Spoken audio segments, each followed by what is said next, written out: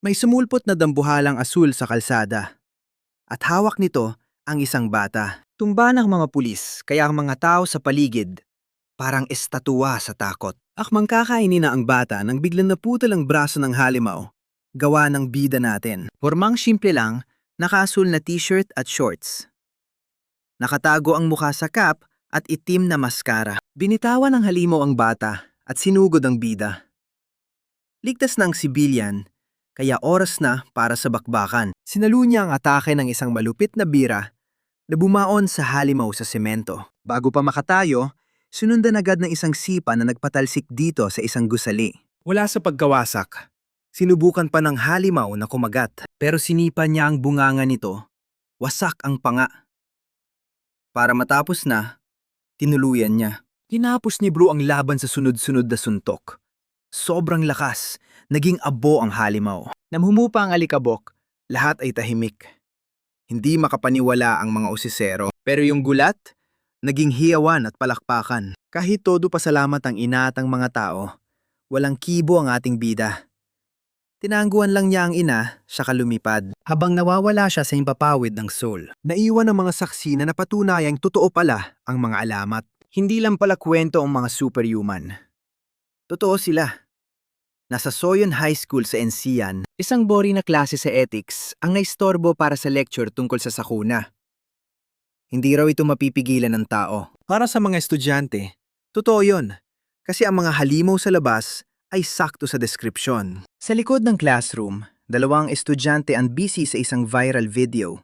Pinapanood nila ang malinaw na kuha ng superhuman sa Oryudong, yung hero na nagligtas sa bata. Grabe daw ang lakas, sabi nila. Bihira ang ganong kalino na video kasi lahat abala sa pagtakbo para sa buhay nila. Naputol ang kanilang pinapanood ng tumunog ang isang pangit na emergency alert sa intercom. May banta raw malapit sa Encian Port. Dahil delikado, kansilado ang klase at pinauwi na ang lahat. Habang yung iba ay tuwang-tuwa sa biglaang bakasyon, isang babae ang kinabahan. Napansin niyang padalas na ng padalas ang mga atake. Napatingin siya kay Lim Kang, natulog pa rin. Pero wag ka. Hindi talaga tamad si Lim Kang. Isang earpiece sa bag niyang nag-vibrate. Nagising siya para sagutin ang tawag. Sa kabilang linya, isang boses na nagngangalang jury ang nagbigay ng lokasyon ng halimaw. Kalmado lang ang bida. Nagpanggap na walang pakialam para hindi mahalata bago pumunta sa CR. Samantala, sa pantalan, isang asul na halimaw ang nagwawala. Ginagawang lata ang mga truck. Dalawang trabahador, si Diego at ang kanyang boss, ang na-corner sa likod ng mga container. Nahuli sila ng halimaw.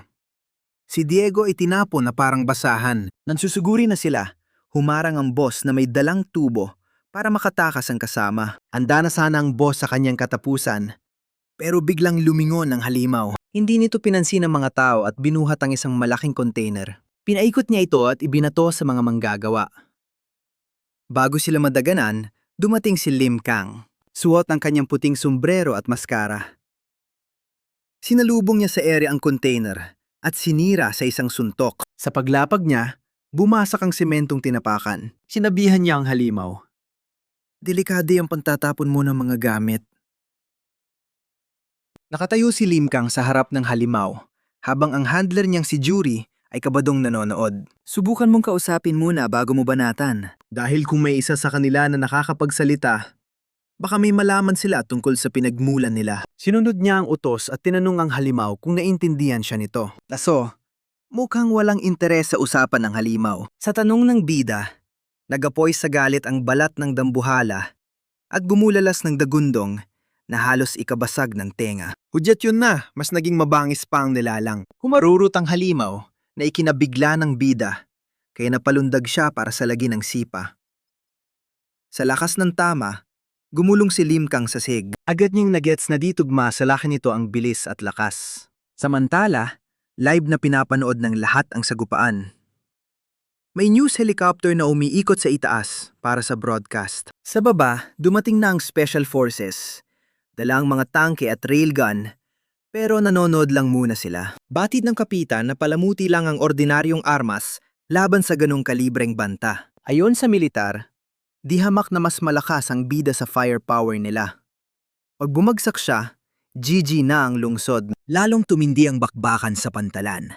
Habang tinutugis, ginamit ng halimaw ang dilang parang sibat para mawala ng balanse si bida sa impapawid. Dahil doon, nasunggaba ng milalang ang bukong-bukong ni Limkang at ibinalibag ng todo sa isang container van. Sobrang lakas ng pagtama. Tulala ang mga tao at militar habang humuhupa ang alikabok. Pero syempre, may plan B ang militar para sa ganitong sitwasyon. Nang makitang delikado ang bida, sininyasan na ng kapitan ang plan B. Isang sniper na may bionic arm. Nagpakawala ang sniper ng isang malakas na energy bullet sa pool sa ulo ng halimaw. Sa tindi ng tama, bumagsak ang halimaw. Saglit na nagkaroon ng pag-asa ang lahat. Pero habang umuusok ang sugat, buhay pa ang halimaw. Tinitigan nito ang sniper. Isang tingin nagsasabing hindi pa ito tapos. Sukdulan na ang tensyon sa pantalan ng insiyan habang papalapit ang pulang dambuhala. Para magka-oras, mabilis na nagkarga at nagpaputok ng sunod-sunod na energy bullets ang sniper gamit ang cybernetic arm niya. Lahat ng putok ay sapul sa ulo ng halimaw. Pero di pa rin ito natitinag sa kabila ng walang sawang pag-atake. Habang naghahanda ng isa pang bala ang sniper, may nakita siya sa scope na ikinagulat niya. Biglang lumabas si Limkang mula sa container van. Pinagpag ang sarili at kaswan na sinabing buti na lang sa loob siya bumagsak. Pinigilan daw kasinuan ang paglipad niya. Kung hindi, sa dagat na ang bagsak niya. Nakahinga ng maluwag si Jury sa command center nang makitang ligtas ang bida.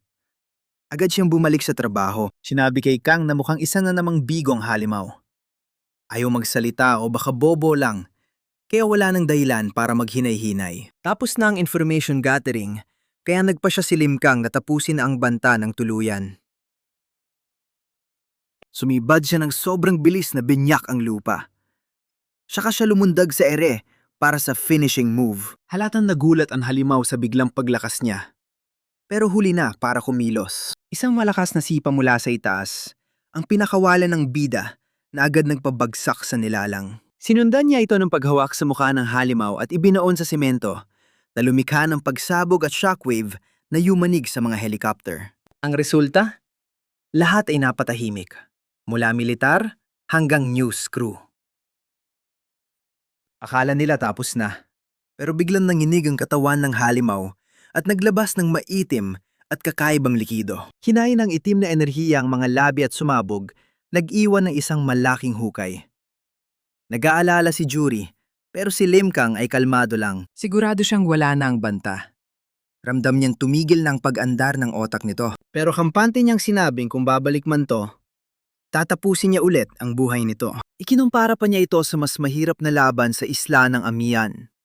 Sabi niya, di pa to ang pinakamabigat niyang kalaban. Pero saglit lang ang katahimikan. Sa itaas, may misteryosong lalaking nakasombrerong militar at kasama nakabalabal na si Danyang na ginawang palabas lang ang laban. Humanga ang lalaking may sombrero sa bagsik ng kapangyarihan niya at narealize niyang hindi pa buo ang lakas na ginamit ng nakaputing kapa. Dahil na curious, nagsabi siyang babalik lang at biglang naglaho. Sa ibaba, biglang nag-alerto ang pakiramdam ni Limkang na makaramdam ng bagong presensya. Bago pa siya makagalaw, dumaan ang estranggero na sobrang bilis. Isang unknown threat sa mga scanner. Ang bagong dating.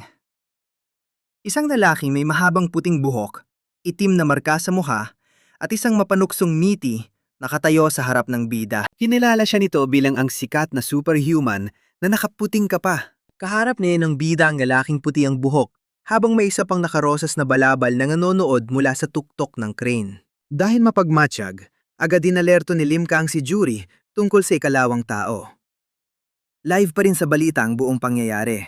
Habang tutok na nanonood ang publiko at militar, walang sinuman ang nakakarinig sa usapan nila. Sabi ng mga sundalo sa kapitan nila, manood na lang siya at wag nang sumali. Kasi alam nilang wala silang binatbat sa laban ng mga ganong klaseng nilalang. Biglang bumanat yung may puting buhok. Pinuri pa ang forma ng bida natin. Inihambing pa siya kay Ketchup Man, yung sikat na hero sa TV. Dahil laking fan si Limkang, biglang nawala sa wisyo at halatang kinilig. Naini si Jury at sinigawan siya sa earpiece na tigilan ng pagka-fanboy at magtanong na. Nang sinubuhan magseryosa ni bida, Kinawanan lang siya ng dayo. Matagal na pala niyang tinastok sa social media at balita itong si White Cape Hero. Pero di raw si Lim Kang ang sadya niya doon at ayaw niya ng gulo. Naginala agad si Jury. Pinaalala yung dati sa Samchok na nagpanggap na kaibigan bago siya tinasir. Baka daw patibong ulit, kaya sabi ni Jury kay Bida na umalis na sa lugar na yon. Bigla nag-iba ang usapan nang gumitaw ng bomba ang dayo. Isa rin daw siyang superhuman tulad ni Lim Kang. Marami pa raw silang tulad nila sa mundo na kayang baliin ang batas ng siyensya. Kahit alam ni Jury na may super sa Amerika at Europe, iba pa rin na may kumpirmado sa Korea. At posibleng isang buong komunidad pa. Ayaw makisali ni Lim Kang sa kung anong kulto yan. Tatalikod na sana siya pero may pasabog na info yung isa. Alam daw niya ang sikreto ni Lim Kang bilang high school student. At ang mas grabe, kilala niya rin si Jury. Kinuwento pa ng dayo kung paano siya nagmamasid sa dilim habang gumagawa si Jury ng mga gamit ni Bida. Nangasar pa ito na baka pagtripan niya si Jury habang nasa eskwela si Lim Kang. Dahil pamilya ang turing niya kay Jury, nagbilim ang paningin ng Bida. Tapos ang biruan, kailangan niyang ubusin ang banta sa kaibigan niya. Sinabi niyang sisiguraduhin niyang hindi na kailanman makakalapit ang estrangero kay Jury. Nakuha nung may puting buhok na sumobra na ang biro niya, kaya pumustura na. Bigla na lang nag-blur si Bida sa bilis. Sumugod si Bida ng isang suntok na pang knockout. Pero nasalo lang ito ng dayo, gamit ang isang kamay. Sa lakas ng impact, basag ang simento sa ilalim nila. Pero kahit ganun, nakatayo pa rin yung dayo. Nangasar pa siya. Tila daw pinigilan ni Lim Kang ang suntok. Ininsulto niya si Bida sa pagiging mabait sa gitna ng away. Nagbanta siya na kapag nagseryuhan sila, siguradong wasak ang buong lugar. At dahil nagapoy sa pula ang mga mata ni Nan, malinaw na kaya niyang gawin ang matinding pinsala. Mula sa bus, taranta si Jury, na sumisigaw sa earpiece na kumalma si Kang. Alam ni Jury na dehado sila sa kalabang. Alam ang sikreto nila. Kaya pinilit niyang paatrasin si Bida para magplano. Naintindihan ni Lim Kang ang punto. Kaya kumalma siya. Humalahak lang yung dayo at naganda ng umalis. Bago siya nawala, tinanong ni Bida ang pangalan niya para sigurado na mahahanap niya ito ulit. Nagpakilala ang estrangero bilang si Nangi. Tapos ay naglaho, kasamang partner niyang si Danyang. Bitin ang laban kaya dismiyado ang mga nanonood.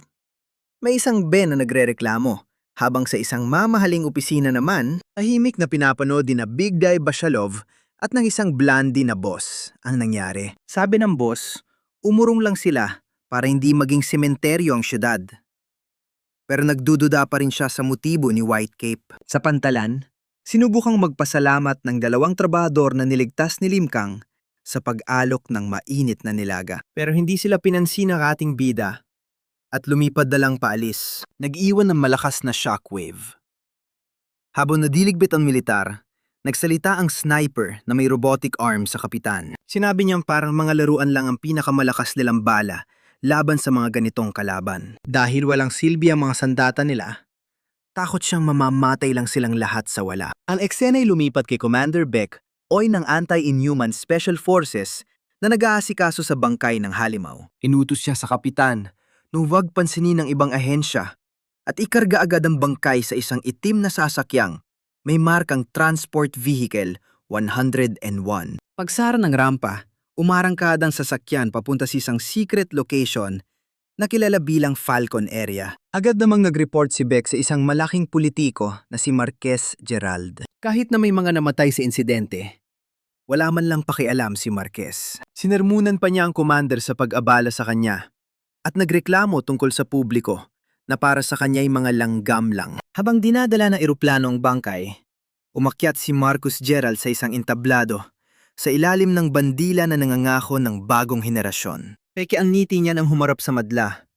Pakilalay siya raw ang pag-asa para sa kapayapaan. Nakapatong sa barko ang isang container. Pinanood din ng idanang ang pag-alis ng eroplano. Kumpirmadong sa target nilang lugar, dadalhin ang mga labi. Sa kabilang dako sa New York, nagbabakbakan ng isang halimaw at ang sikat na hero na si Ketchup Man, suot ang pamilyar niyang costume. Isang matandang inyume na marahas na kumukwestiyon sa maskuladong hero. Tinatanong kung nasaan ang base ni Sherlock. Halos hindi makahinga ang gilalang sa pagkakasakal sa kanya. Pero para kay Ketchup Man, Pagmamatigas lang yon. Walang awa, pinakawalan ng hero ang isang malakas na suntok na nagpatilapon sa kalaban na parang bulalakaw. Sinundan niya ito ng kanyang trademark na ketchup smash na nag-iwan ng malaking buta sa simento at nagpabagsak sa inhumen. Naghiyawa ng mga fans niya. Tinawag siyang pag-asa ng mundo ng mga reporter. Pero iba ang tunay na kwento. Pinatakas lang ni Ketchup Man ang milalang para magsumbong sa amo nito. Kahit muntik na niyang paglaruan. Ang ganitong pagpapakitang gilas ay umere sa buong mundo. Kumpleto sa isang masayang theme song na parang commercial. Balik sa Korea, sa magulo niyang kwarto. Nanonood ng premiere si Lim Kang, isang fan na nagpuyat para dito. Kahit ang kasama niyang si Juri ay pagod na pagod pa sa tunay na rambulan nila kahapon. Habang bilib na bilib siya sa hero, naalala niyang sinabi ni Nangi na magkahawig daw sila ni Ketchup Man. Sa isiping yon, namula ang ating bida. Lihim siyang natuwa na maikumpara sa kanyang idolo. Sira ang umaga nang ibalita ni Juri na may pasok na. Dahil na-neutralize na ang gulo, kanselado na ang suspension. Nang malaman ito, nagpanik ng husto ang ating bida. Mabilis siyang nagbihis at kumaripas palabas. Habang papasok, naririnig niya ang tsismisa ng mga kaklase tungkol sa laban sa pantalan. May mga nangaasar sa hero dahil nasangga ang atake niya. Pero meron ding dumidepensa sa kanya. Natigil ang usapan na may aksidenteng bumangga kay Choite, isang malaking lalaking nakaparka. Si Take ay isang mataas na miyembro ng Gondang, isang sigasigang grupo na hari-harian na yon sa high school dahil wala pang mga senior. Nang mahuli ni Taek na nakatingin ng ating bida, nagkaroon ng maikli pero tensyonadong titigan. Nagpanggap si Lim Kang na simple lang at basta nagsorry. Kaya umalis na ang bully na may pagbabanta. Binalaan siya ng mga kaklase niya na layuan ng grupo. Dahil bago ang eskwela, walang nakatatanda na aawat sa kanila. Sa loob ng classroom, makikilala natin si Hong Mohi, isang estudyanteng may benda sa mukha galing boxing. At ang kaibigan niyang si Yo In Ju. May tensyon sa pagitan nila. Nang makaupo na ang ating bida, pinuna agad ni Jinju na bukas ang zipper ng pantalon niya. Bunga ito ng pagmamadali niya kanina. Habang hiyang-hiya niyang inaayos ang zipper, pinapanood siya ni Muhin na nakangiti. Nakyutan siya sa pagiging lampa nito. Pero malayong-malayo ito sa pangganib sa ibang lugar. Sa gitna ng Atlantic, may nakitang malaking anino sa ilalim ng tubig ang isang mangingisda. Delikadong lugar na iyon. Isang katotohanang huli na nang malaman ng dalawang mangingisda. Habang natatrabaho, proud na ipinakita ng isang ama ang penguin na manika na regalo niya para sa anak. Pangarap daw kasi nitong makita ang mga penguin, kaya binili niya agad ang laruan. Isang moment ng pagkamiss sa pamilya. Gusto na niyang umuwi. Akot na baka makalimutan na ng anak niya ang mukha niya sa sobrang tagal sa barko. Sa kasamaan palad, biglang natigil ang kwentuhan nila nang may dambuhalang lumitaw mula sa kailaliman. Isang dambuhalang butiking tao ang umakyat at bumagsak sa barko na agad nitong winasak. Bago pa nila maproseso ang sitwasyon, tinapakan na ng parang kamilyon ang isa sa kanila, agad itong dinurog. Na yung wasak ng barko at punang ng dugo at gulo, tulala na lang sa takot ang pangalawang mangingisda, nakatitig sa halimaw na pumatay sa kaibigan niya. Samantala sa Suyonhai, hindi man nakamamatay pero malungkot din.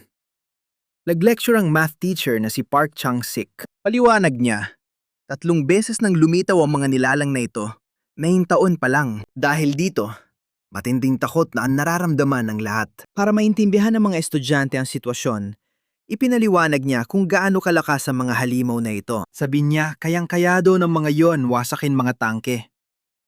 Bilis nila? 125 miles kada oras. Mga walking killing machine na di magets ng utak natin. Seryoso yung teacher sa stats. Sabi, 51 na daw ang dedo sa buong mundo sa 37 na pagpapakita nila. Tapos pagdating sa Korea, may 7 major incidents na radon. Pero may pag-asa pa raw. Yung hero natin, yung superhuman na nakaputing sombrero, sumulpot sa huling 5 na gulo para tapusin sila. Kaso tong hero na to, di pa rin kilala ng mga expert o kahit sino. Kaya siya na yung pag-asa sa mundong pa-dark mode. Para di tayo malito, binalikan ng teacher yung 2 incidents bago pa siya sumipot. Una yung sa Ipuhang noong 2015. May monster na tepo kasama yung 50 na biktima. Tinalo daw ng di kilalang kalaban. Mas malala yung sa Gangnong ng 2016. Doon unang lumabas si Heptahorn, yung unang alien na nakaligtas sa tao. Sa gulo na yon, may nakakita raw na malaking lalaking long hair na kalaban yung monster. So pagkatapos nun, pareho silang biglang nawala. Hula ng gobyerno, patay na yung lalaki. At yung halimaw, naghihintay lang ng tiyempo. Sa huli, sabi ng titser, yung three figures, si White Hat, si Heptahorn at si Longhair, sila daw yung susi sa lahat. Nagtaka siya kung saan galing yung mga monster. Yun pala, tulog na halos lahat ng estudyante niya. Nainis siya, kaya hinampas niya yung mesa para magising kami. Sabi niya, kami raw yung future, kaya huwag kaming tamad. Pero yung pagka-passionate niya, di lang dahil sa subject. Personal pala. Pag-alis niya ng school habang nagda-drive, umiyak siya kausap yung misis niya. Anibersaryo pala ng pagkamatay ng anak nila dahil sa atake ng monster dati. Dahil namatay anak niya, lagi niyang pinagdarasal na ligtas yung bata sa langit. Paalala lang na sa likod ng bawat numero, may pamilyang nawasak. Balik sa Atlantic, mas lumala ang gulo sa fishing boat. Yung alien nakatayo sa wasak na barko. Yung natirang buhay, tulala sa patay niyang kasama. Desperado, tumakbo yung lalaki sa control cabin at pinindot agad yung emergency button. Sinusubukan niya iradiyo yung coordinates niya. Kaso di pa siya, tapos binasag ng kamay ng monster yung bintana at dinurog yung ulo niya. Patay. Ngayon, duguan at sugatan nagmakaawa yung mangingisda. Kaso, wala ring silbi. Ang naririnig na lang sa cabin, yung static sa radyo. May operator na nagtatanong sa pangalan ng barko. Di alam na tapos na ang lahat. Sa malapit lang, ibang-ibang eksena. Puro party at saya. Sa deck ng SS Opera, yung cruise ship, libu-libong tao nagkakasiyahan. Pero sa bridge ng barko, seryoso ang lahat. Narinig ng kapitan at ng mga crew yung putol na tawag galing sa fishing boat. Dahil 6 na milya lang daw ang layo, nagdesisyon agad yung kapitan. Nag-iba sila ng ruta. Asa silang makapag-rescue sa loob ng 25 minuto. Habang papalapit yung barko, natanaw na ito ng sugatang mangingisda. Nakatayo siya sa tabi ng bangkay ng tropa niya. Pinapanood niya yung pag-asa niyang makaligtas. Napapunta pala sa sarili nilang bitag. Sa Korea, mas iniisip pa ng mga estudyante sa Soyeon High ang love life nila kaysa sa problema ng mundo. Sa pila sa kantin, nagtatalo si Woo Chong-ryu at Lee De-bin. Gutom na, wala pang jowa. Napunta usapan nila sa mga pasikat sa school. Dahil bago yung school, hawak na ito ng isang gang na tinatawag na Gangdo Gang. Sabi ni De-bin, swerte pa sila kasi mga leader ng gang at alipores nila nasa ibang section. Pero tinuro ni Chong-ryu yung estudyanteng si Guido Igan, isang mayabang na alipores sa klase nila na feeling siga. Dahil doon, napaisip sila kung uubra ba sa mga bully ang kaklase nilang si Kwon Chul. Kahit malakas si Kwon Chul at nakabugbog na ng bully dati, tahimik lang siya at ayaw ng gulo. Habang maingay ang kantin, mag-isang kumakain yung bida nating si Lim Kang. Kailangan niya kasi ng maraming pagkain. Nagulat siya na kumupo si Kwon Chul sa tapat niya. Pareho kasi silang anti-social. Niyaya siya ni Kwon Chul na sabay na lang kumain palagi. Tinanong ni Chul kung nag-sports ba si Lim Kang para sa katawan niya. Sabi lang ng bida natin, nagsi-self-study siya ng taekwondo na medyo nakakatawa para kay Chul. Bigla namang may gulo, kaya na-interrupt sila. Si Choi Tae-ik, galing sa Gangdo Gang, tinulak yung isang estudyante kasi ang bagal daw. Sabi ni Tae-ik, mainitin ulo niya, kaya naghanap siya ng 5 na tao para pagtripan dahil lang di niya gusto yung muka. Takbuhan lahat pero sila Lim Kang at Kananchul, chill lang na nanonood. Bad trip. Naistorbo pa lunch nila sa gulo sa school grounds. Habang may nag-aaway sa Incheon, sa US naman, mas malala ang problema. Sa New York, suko na yung opisyal, pero may dumating na 2 bigatin. Si Street Farl, yung blondie na naka-blue armor, at si Gayen, kinausap ni James. Sabi ng opisyal, nasa pinakagrabe silang sitwasyon na yon. Inatake daw ng halimaw sa dagat yung barkong SS Opera na may 3,000 sakay. Walang takas sa Atlantic. Gets ni Pearl, kaya tinapos na niya agad ang usapan. Papunta sa chopper. Tulala na lang yung defense secretary. Nanyinig siya sa takot sa mga superhuman. Ibang klase talaga sila. Usapan ni Nanan at Danyang yung laban nila sa TV kontra sa nakaputing sombrero. Kilala na sila sa buong mundo, kaya praning si Danyang sa patong sa ulo nila. Pero si Nani, kebs lang. Enjoy pa nga siya sa gulo. Sabi niya, magkakagulo na. Kaya antay lang siya kung saan mas masayang pumanig. Lalong dumalala yung sa dagat. Turi lang ang kwento ni James sa loob ng LC-100. Mga 5 milya pa raw, 2 oras pa bago makarating doon. Sumubok na yung militar mag-rescue pero pumalpak. 5 squad galing Navy at ISSTF.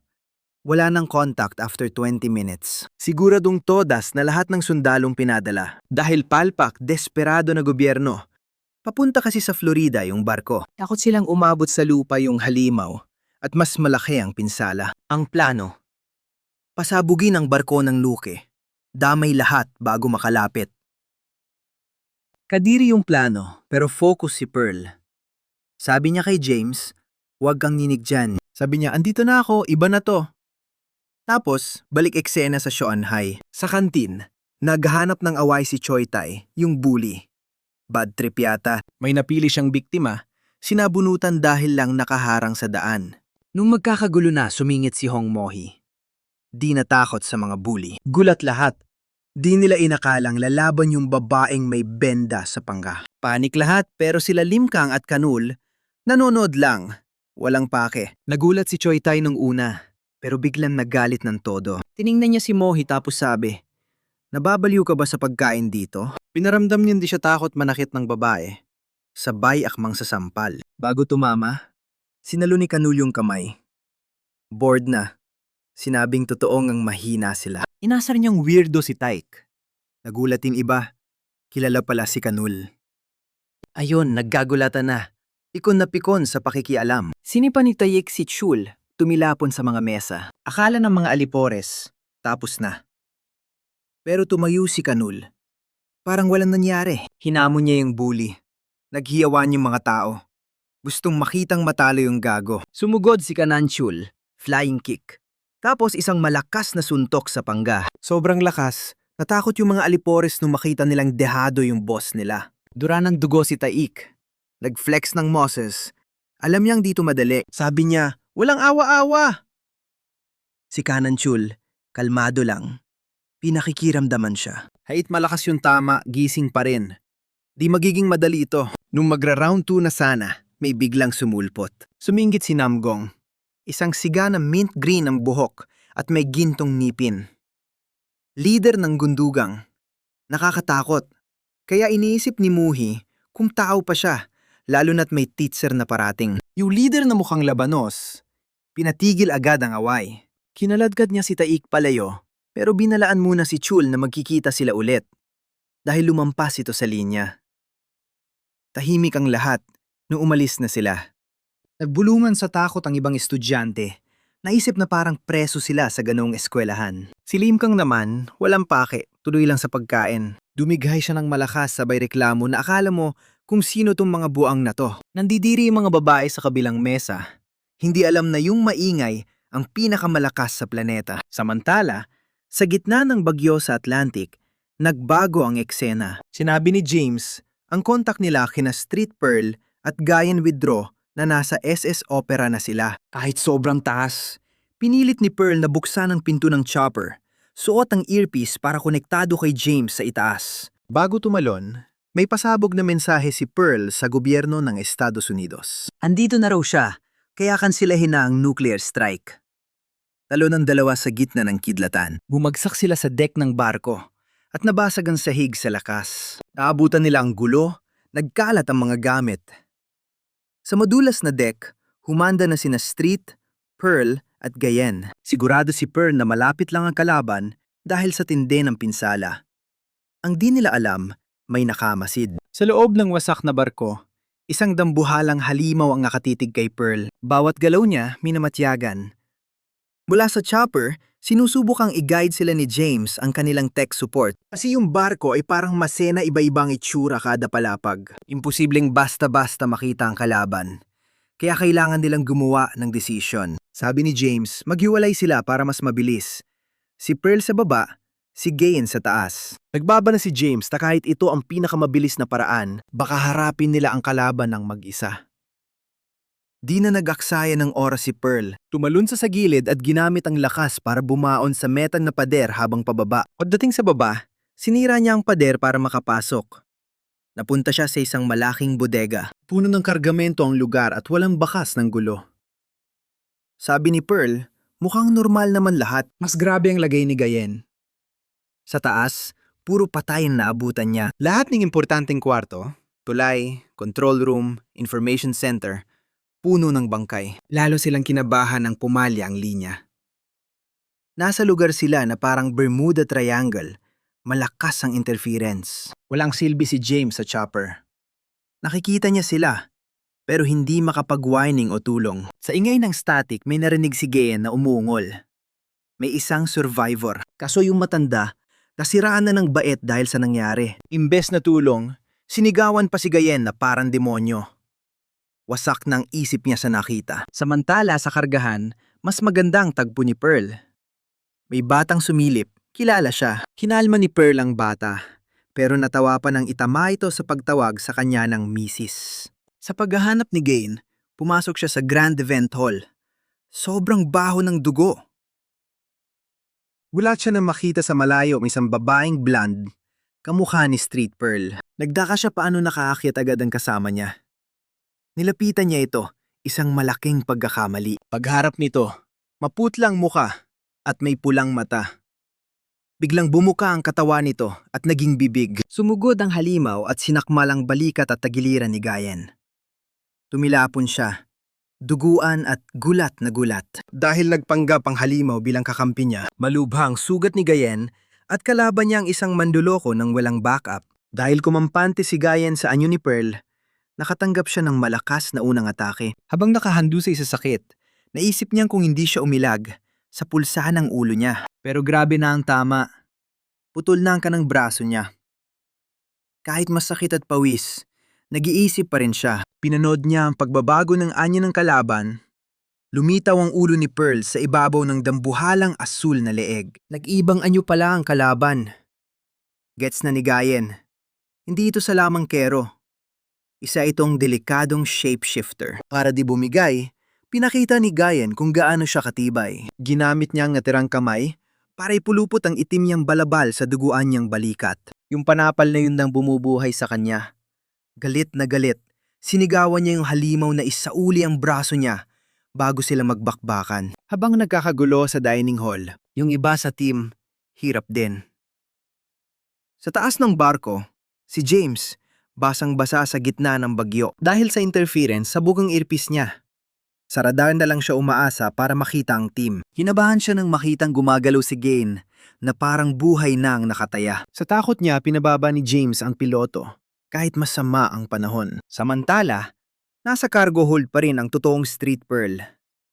Nakakita siya ng mga survivor na nagtatago. Nakita nilang hero nila, kaya nakiusap ang mga sibilyan, lalo na yung isang bata at babae na protektahan sila. Dahil maraming buhay ang nakasalalay, mas ginanahan si Pearl na tapusin ang gulo at hanapin ang kasama. Balik sa kainan, tablang laban.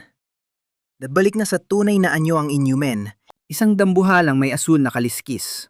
Sinusukol si Gilen gamit ang laki nito. Kulang ang isang braso. Hirap si Gilen na bumalansi sa suntukan. Muntik na siyang makagat. Doon niya naisip na panggulat lang ang pagpapalit anyo. Sa laban mismo, wala itong silbi. Para mabuhay, kailangan na niyang tapusin to. Kaya di na siya nagpigil pa. Huminga siya ng malalim. Tapos biglang umilaw na asul ang kaliwang mata niya. Parang kuryente. Dahil superhuman siya, ginamit niyang sandatang paligid.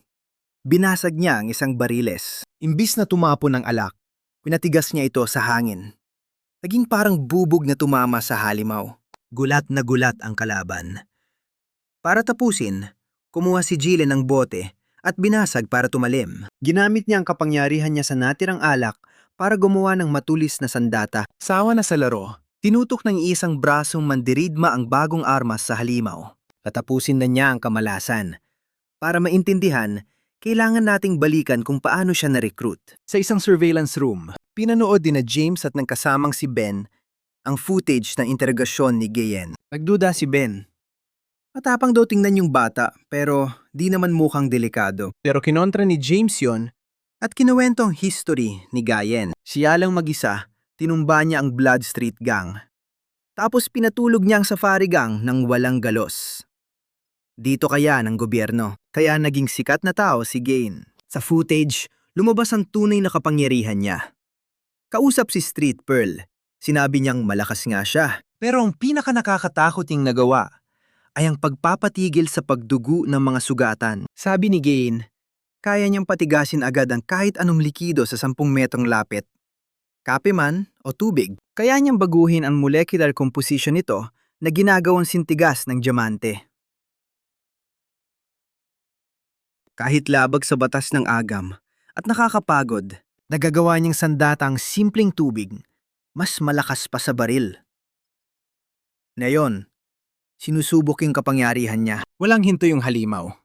Sinuntok si Ginulas kaya tumalsik siya sa sahig. Habang umuubo ng dugo, narealize ni Gillen na dahil sa puto niyang braso, wala siya sa balanse. Kahit wasak na ang ulo ng halimaw, parang wala lang itong nararamdaman. Habang nagpapatuloy ang bakbakan, tumatakbo si Street Pearl sa ibabang pasilyo. Tahimik doon. Ibig sabihin, nasa ibang lugar ang gulo. Narinig niya ang kalabog sa taas, tapos nag-static ang earpiece niya. Si James mula sa helicopter, sinusubukang ituro sa kanya ang event hall. Kinakabahan na siya. Masyado nung matagal ang laban. Kailangan na ni Pearl dumating kung gusto niyang mabuhay si Gayen. Sa dining hall, lumalabo ng paningin ni Gayen, pagod na. Bilang huling diskarte, nakita niya ang mga fire sprinkler. Tumalon siya at sinipa yun pataas. Pilit na binabasag ang mga tubo. Sa pagapaw ng tubig sa kwarto, ginamit ni Gillen ang natitirang lakas ng isip para pakawala ng kapangyarihan niya. Ang agos ay naging mga karayom na yelo, bumaon sa halimaw at ginawa itong isang blokeng nagyelo. Sa control room, pinag-uusapan ni Ben at James ang limitasyon ng kapangyarihang yon. Tanong ni James, permanente ba ang pagbabago? O may hangganan din yon? Ayon sa record, konektado ang lakas niya sa pag-iisip. Kaya pag mahina ang katawan, mahina rin ang epekto. Tumatagal ng 1 oras bago matunaw yung yelo. Akala nila, panalo na. Nakatayo si Gillen sa kalaban. Iniisip kung paano ito tatapusin. Kaso, saglit lang ang saya niya. Biglang may gumalaw sa dilim. Bago pa man maintindihan ni Gillen ang bagong panganib, may isa pang halimaw na lumitaw. At tinapos siya sa isang bagsak lang sa ulo. Habang bumabagsak, ang huling nasa isip niya ay puro takot. May isa pa palang halimaw sa likod niya. Samantala sa HQ, nagpanik na ang lahat. Si James, abala sa laptop, na may mapansin siyang mali sa radar niya. Andun pa ang signal ni Street Pearl. Pero yung icon ni Gillen, yung W, biglang nawala. Dahil konektado sa vitals ang earpiece, alam ni James na hindi ito aberya. Isa lang ang ibig sabihin. Patay na si Gayen Withdraw. Nanginig si James sa katotohanan iyon. Napahawak siya sa ulo habang tinitingnan ang natirang icon. Sa barko, sinira ni Street Pearl ang pinto. Handa siyang lumaban, pero natigilan siya sa nakakadiring eksenang sumalubong sa kanya. Nakita niya ang asul na halimaw, yung puting bago, at ang bangkay ng kasama niya. Nang makita niya ang ulo ni Gillen sa sahig, ang gulat niya ay naging malamig na katahimikan. Dahil doon, naalala niya ang usapan nila sa parke. Sinabihan niya noon si Gillen na dapat laging kalmado at mag-isip sa gitna ng laban. Binala niya ito na hindi mo mababasa ang mga halimaw at kung may isang bumagsak, kailangan kontrolin ang natirang emosyon. Pero tinawanan lang siya ni Gillen. Sinabi pa niyang, iiwanan niya lang ito kung siya ang mamatay. Pinatigas pa niyang fountain para sa isang bata bago siya umalis. Napangiti na lang si Pearl. Pero ngayon, sarili niyang payo ang kanyang sinuway habang nakatayo sa tabi ng bangkay. Nawala ang usapang pagiging kalmado. Napalitan ng galit. Lalo na nang umungol ang halimaw na pumatay dito. Sumugod siya na parang isang sonic boom. Binasag niya ang sahig habang sumusugod, sumisigaw sa tindi ng galit. Nasaan na ang prinsipyo?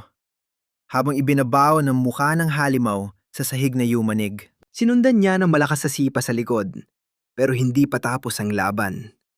Kahit sugatan, huminto siya. Binalikan niya ang pugot na ulo ni Gillen at ipinikit ang mga mata nito sa huling pagkakataon. Kahit tinira siya sa balikat ng halimaw, hindi bumitaw si Pearl. Mas lalo lang siyang nag-apoy. Pagharap niya, iba na ang tingin niya. Kumikinang sa panganib dahil binitawan na niya ang pagpipigil. Naging demonyo siya ng pagigigante. Kinuha niya ang braso ng halimaw at dinurog ito. Walang kahirap-hirap niyang inihagis ang halimaw sa pader. Nakakatakot ang aura niya. Sinabi niyang ito na ang pinakamalas na araw niya. Binalaan niya ang halimaw na lalaruin niya ang laro nito. At nangakong mas masakit pa sinakala nito ang kamatayan niya. Pero hindi pa sumusuko yung halimaw. Umunggol ito at sumugod. Pero napakabilis ni Pearl. Nawala siya sa isang iglap at sinuntok ang mukha ng halimaw. Nayupi ito at bumulwak ang dugo. Pero kulang pa ang isang tama para sa galit niya. Sinundan niya ng pasabog na atake. Tumagos ang halimaw sa mga pader ng barko. Walang emosyon niyang tiningnan ang tumpok ng laman. Sinabing sayang lang ito sa oras. Tayo, sabi niya, para matapos na. Samantala sa Amerika, nagkakagulo na rin. Sa loob ng isang super secure na military bunker, nagkakagulo na ang mga general. Wala na kasing kontak kay James at sa mga bida. May mga praning na baka talo na sila, habang yung iba, chill lang, baka dahil lang sa sama ng panahon. Nagtatalo-talo na sila. Yung iba gusto ng mas matinding bantay, yung iba, mas mataas na alerto. Natigil ang gulo nang pumasok si Marcus Gerald. Isang politikong tingin ng militar ay pabigat. Inasar niya ang lahat sa pagiging kampante nila. Saka bumanat ng isang masakit na katotohanan. Nakaredy na raw ang nuclear missile, aprobado na ng presidente ang codes. Nasa ere na ang mga fighter jet, gusignan na lang ang kulang. Pero kontra ang general, paalala ni Mark, delikado ang stats. Sabi niya, lahat ng special units na pinadala doon, na wipe out agad. At dahil walang paramdam si James, di pwedeng umasa. Kinukulit pa ni Marquez ang presidente. Kasi ang SS Opera, ilang minuto na lang nasa baybayin ng Florida. Isang maling galaw lang. 20 milyong buhay sa Fort Lauderdale ang madadamay. Dahil doon, napilitan ng mga general na mamili. 3,000 buhay sa barko o ang buong mainland. Kahit ginigipit ni Marquez, nanindigan ang presidente. Naalala niya ang pasasalamat niya kay Pearl dati. Nagtiwala siya ulit dito at kinansela ang atake. Bad trip na bad trip tuloy si Marquez. Balik sa barko, ang tagumpay sana ni Pearl, naging isang kadiring twist. Tira na lang sana sa Red Monster, bigla siyang natalsikan ng sapot. Tapos may gumapang palabas sa tiyan nito. Isang blue na mukhang butike. Gets agad ni Pearl. Yung Red Monster, host lang pala para sa pangalawang halimaw. Itong bagong banta ang tunay na utak ng lahat ng gulo sa araw na yon. Sobrang galit na si Pearl. Sabi niya, baka di naman sa langit ang punta ng kasama niya si Hro. Kaya sinabihan niya yung halimaw na magmakaawa sa impyerno. Tapos, bumanat siya ng malakas na energy beam. Sobrang lakas ng ilaw. Tumagos sa barko at umaabot sa langit. Parang kidlat sa gitna ng bagyo. Sa military helicopter, yumanig ng malakas ang cabin dahil sa impact. Tumilapon si James sa upuan. Nanlalaki ang mata at sumisigaw. Ano nangyari? Nang makita ang pinsala, pinabuksan niya agad sa piloto ang pinto. Samantala, sa gitna ng wasak na barko, mag-isang nakatayo, si Street Pearl. Kumikinang pa ang katawan niya, nakatingin sa butas na ginawa niya. Paglapag ng chopper, tumakbo si James sa gilid. Di siya makapaniwala sa pinsala. Sa gitna ng gulo, nakita niya si Pearl, halatang pagod. Punit ang damit, may dugo sa mukha. Yung saya, naging lungkot nang ma-realize ni James ang kapalit. Dahil sa pagkawala ni Gillen Watro, napaluhod si James at humagulgol sa sahig. Kahit sa trahedya, matatag pa rin si Street Pearl. Tahimik na nakatingin sa kanya. Kumanat agad ang balita tungkol sa nangyari hanggang sa gobyerno. Sa isang bunker, isang opisyal ang nakatanggap ng balita sa telepono. Gulat na gulat siya. Pumasok siya bigla sa meeting room ng presidente at mga general. Nagkakasiyahan pa sila sa kwarto. habang pinapanood sa live feed si Street Pearl. Pero biglang tumahimik nang malaman nilang patay na si Gain. Sa Korea naman, balitang safe na ang SS Opera. Habang binabalitang pinsala, si Lim Kang naman ay nasa magulo niyang sala. Sarap na sarap sa higop ng isang kalderong ramen. Kaya di pinapansin ng handler niya. Yumamba si Juri galing banyo. Asar na asar kasi, sabi niya, hintayin siya bago kumain. Nung narealize ni Lim Kang na naubos niya lahat, tinuro niya ang TV para iwasan ang sermon. Gumana ang plano niya, pero dahil sa isang masamang balita, nasa TV ang picture ni Jillian Watro. Patay na raw ang superhuman na nagligtas sa mundo. Dahil sa balita, nagluksa ang buong mundo. Nawala bigla ang galit ni Juri. Gulat siya na pwedeng mamatay ang superhuman. Halatang nabahala. Dahil sa bigat ng sitwasyon, yumuko na lang si Lim Kang sa walang laman na kaldero. Para di maging awkward, sabi ni Juri. Huwag nang seryoso, magluto ka na lang.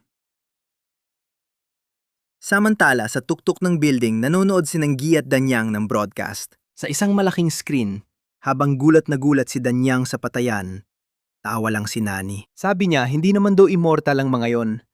Baka nagsisolo lang ang mga bida, kaya di niya matanggap na may namatay sa teritoryo ni Street Pearl. Tinanong ni Danyang kung gaano kalakas si Pearl.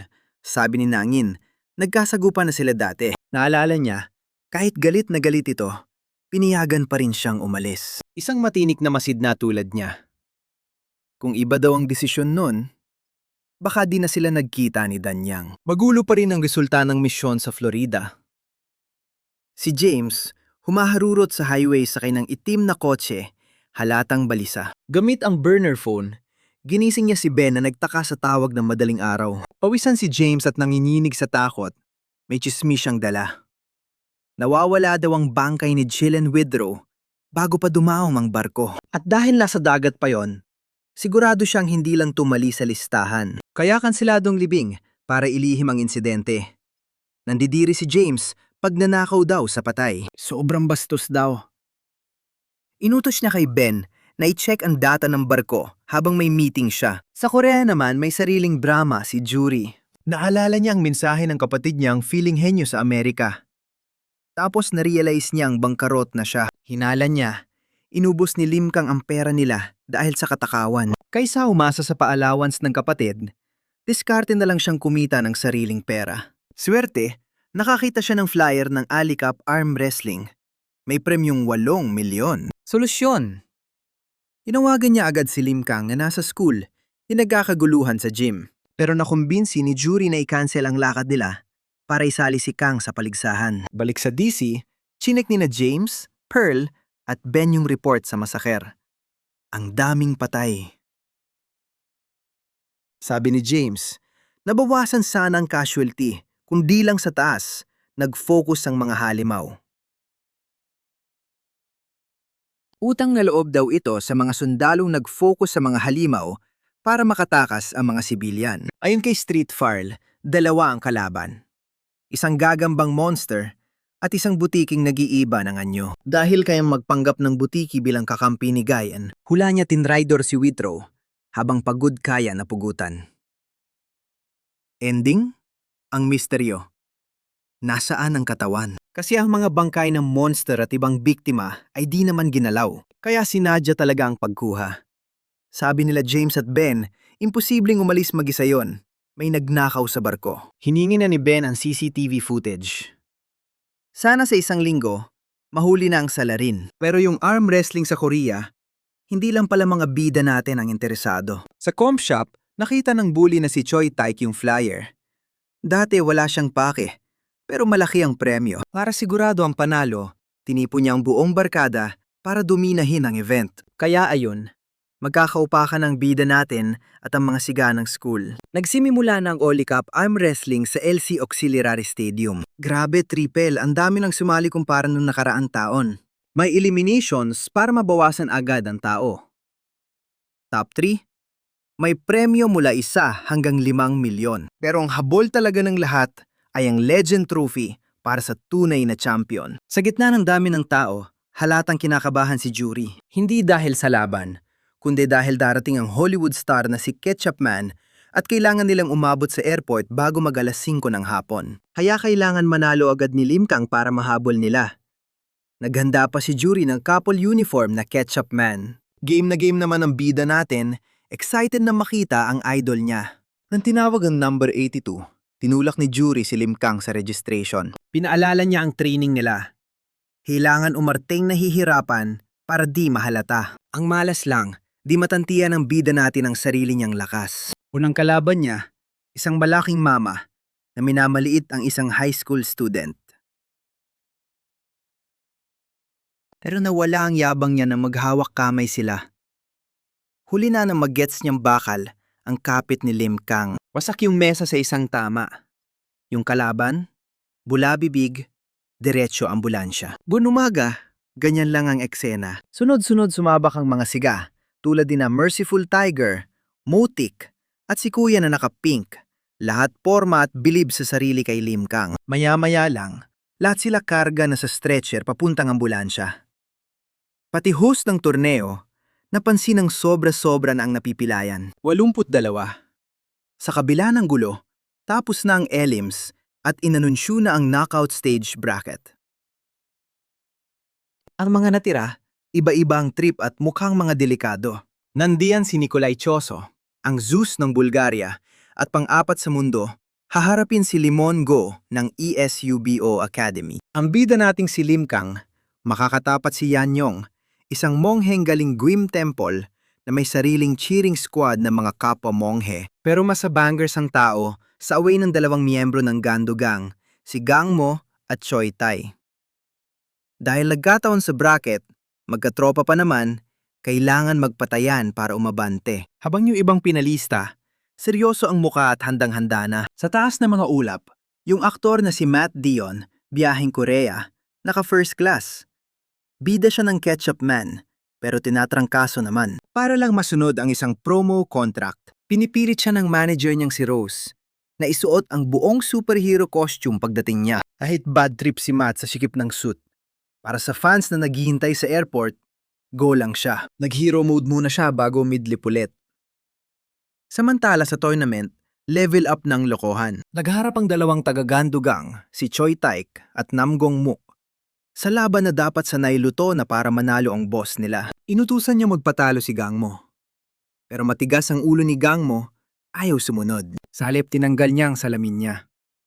Sinyalis na seryosohan na to, walang atrasan. Nag-init ang ulo ni Tai sa pagsuway niya, kaya nagsimula ang matinding bunuan. Habang sila'y nagbabakbakan, si Lim Kang naman ay naghahanda na kay Yonyang. Dahil disiplinado ang munghe, naamoy niya agad ang malabuhawing aura sa loob ng bida natin. Alam niyang halimaw ang kaharap niya, kaya hiniling niya makita ang totoong lakas nito. Bago pa matapos ang laban nila, naagaw ang pansin ng lahat sa isang nakakagulat na resulta sa kabilang mesa. Isang goons na nagngangalang Limongo. Kakatalo lang sa isang world rank pro. Kaya yung mga supporters niya, nagwala. Dahil sa panalong yon, si Mungo na ang crowd favorite. Sa mesa naman ng mga gang, natapos na rin ang rambol. Pagkatapos ng matinding pagsubok ng lakas, sa wakas ay natumba ni Choi Taek si Gong Mo para makuha ang panalo. Kasabay nito, tinapos na rin ni Lim Kang ang laban niya. Kahit todo bigay yung monghe, hindi man lang natinag ang bida. Sa isang bahagyang umol, walang kahirap-hirap na ibinagsak ng bida natin ang kamay ng monghe. Pasok sa next round pero parang mas iniisip niya ang oras kaysa sa panalo. Lumiit pa ang bracket ng manalo by default ang leader ng gang na si Park Gen. Tinakot kasi ng mga tauhan niya yung kalaban. Pero imbes na matuwa, naiinis si Jendo sa katsipa ng mga tauhan niya. Kaya ang ginawa, binugbog niya ang sarili niyang mga kasama. Ayon, tulog sina Tayik at Gungmo bago siya nag-walk out sa sobrang inis. Dahil umayo ang leader, tuloy ang semifinals. Sa pangalawang laban, si Lim Kang kontra sa bugbog saradong si Choi Taek. Laspag na yung bully pero nagbanta pa. Bubulilyaso daw niya ang buhay ni bida sa school. Kung lalaban ito ng seryoso. Dahil sa banta, napaisip ng malalim ang bida natin. Sa sobrang kaba, aksidente niyang nailabas ang sobrang lakas. Dahil nawala sa wisyo, hindi sinasadyang nabali ni Lim Kang ang kamay ng bully at bumaon ito sa mesa. Habang namimilipit sa sakit si Taik, inanunsyo na ang bida natin ang panalo. Finals na, laban kay Lunggo. Noong kasagsagan na ng tournament, may sumulpot na mas malaking gulo. Sa Incheon Airport, isang malakas na shockwave ang sumira sa runway. Isang dambuhala, isang maputlang nilalang, na may pulang marka ang biglang sumulpot mula sa lupa. Mukhang ang pagdating ng paboritong TV hero ng lahat ay sasalubungin ng isang malaking gulo. Pagsimula ng final round, pagbalik ni Jury galing CR, nalaman niyang pasok na sa finals ang bida. Proud na proud siya kay Lim Kang. Kahit naasar siya sa mga OA na estudyante ng kalaban, na mga mukhang pera. Sa entablado, makakaharap ng ating bida si Lee Monggu, ang astig na head instructor ng Isubo Martial Academy. Magalang na nagpakilala si Monggu, nangakong walang sisihan sa laban. Ang sagot lang ng bida natin, isang simpleng tango. Pagkahawak nila ng kamay, ramdam na ang matinding tensyon sa buong stadium. Gustong referee na patas ang simula, kaya may sandali ng katahimikan bago ibigay ang go signal. Umusbong ang sagupaan, sigawa ng mga manonood. Pero yung mga siga ng gandugang, chill lang sa gilid. Ang plano? Tanggayin ang premyo kung mananalo si Kuya. Kaso malas ni Limonggo, game over agad. Superhuman ang lakas ni Limkang. Kaya si Mo, parang nadagaanan ng elepante. Umarte yung bida na hirap para magmukhang legit ang panalo at di mabisto ang sikreto niya. Habang nag-celebrate na si Jury sa isip niya, bigla anunsyo ng ref. Panalo si numero 82. Biglang may plot twist nang tanungin ng reporter yung bida kung anong gagawin sa pera. Sabi ng reporter, i-donate sa mga biktima. Biglang naantig si Lim Kang sa ideya ng pagtulong. Sa inis at gulat ni Jury, desidido na yung bida, i-donate niya lahat ng premyo. Diretso sa charity. Naghiyawa ng lahat sa kabaitan niya. Pero si Jury, nit-nit sa galit. Balik problema sa pera. Pagkatapos ng seremonya, yung bida at manager niya dumiretso sa bus stop. Terno pa sila ng Ketchup Man shirt papuntang airport. Biglang hinarang sila ni Choi Taik at ng barkada niya. Yung bully, nakasling pa rin ang braso. Nagbanta nagaganti sa eskwela. Buti na lang sumingit si Lim at si Maestro Obang Won. Bilib na bilib si Monggu, kaya inabutan si Lim Kang ng business card. Pinapapunta siya sa academy nila para mag-training. Nagiba ang hangin nang lumapit si Maestro Obang Won. Kulang yang kinuha yung trophy kay Jury, pero biglang kinabahan ng bida natin. May naramdaman siyang malakas na aura, kaya pinatabi niya si Jury. Isang iglap, biglang lumayo si Maestro. Bistado na niya si Lim Kang, yung superhuman sa likod ng maskara, at pakilala siyang tagapagmana ng subak. Sabi ni Obang Won, hanapin mo ako sa bundok Yampo kung gusto mo ng sagot. Tapos poof, nawala, dala ang trophy. Na nga, walang pera, walang trophy. Dumating din sa Inen Airport sila Lim Kang para makita ang idol nila. Ang weird lang, walang tao sa terminal. Maya-maya, nalaman din nila kung bakit. Biglang umingay ang emergency siren. May di raw tao sa runway. Sa labas, gulo na. Habang papalapag ang eroplano ni Ketchup Man, may blue na halimaw na nakaharang. Umunggol ito, handa ng sumugod sa eroplano. Naging full-blown emergency na. Nakalkal si Jury para sa gamit ni Lim Kang. Pero malas. Sa pagmamadali, yung prototype na maskara at earpiece lang pala ang dala niya. Wala yung costume niya, walang suit, sapatos, o yung signature na sombrero. Di pa tapos mag-sorry si Jury.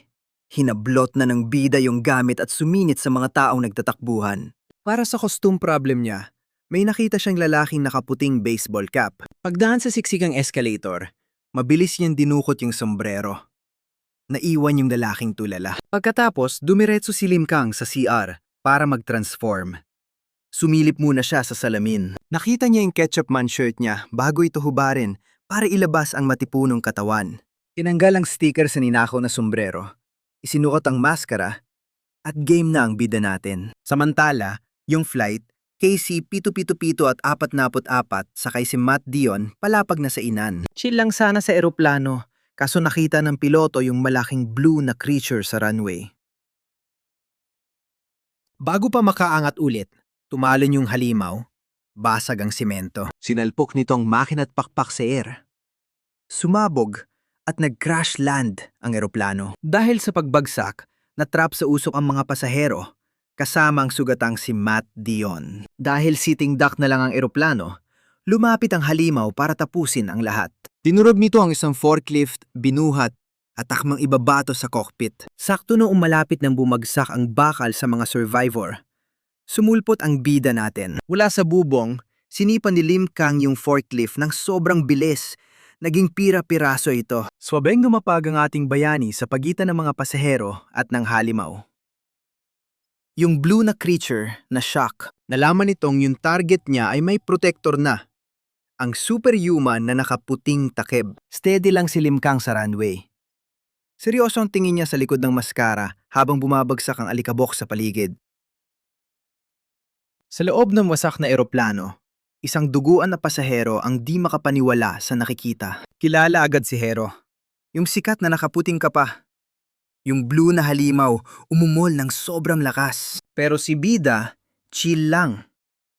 Kailangan niya ng pambato sa kaangas ng monster. Binamput niya yung wasak na forklift, tapos binuhat ng isang kamay na parang wala lang. Binato niya yung forklift sa halimaw, grabe sa lakas.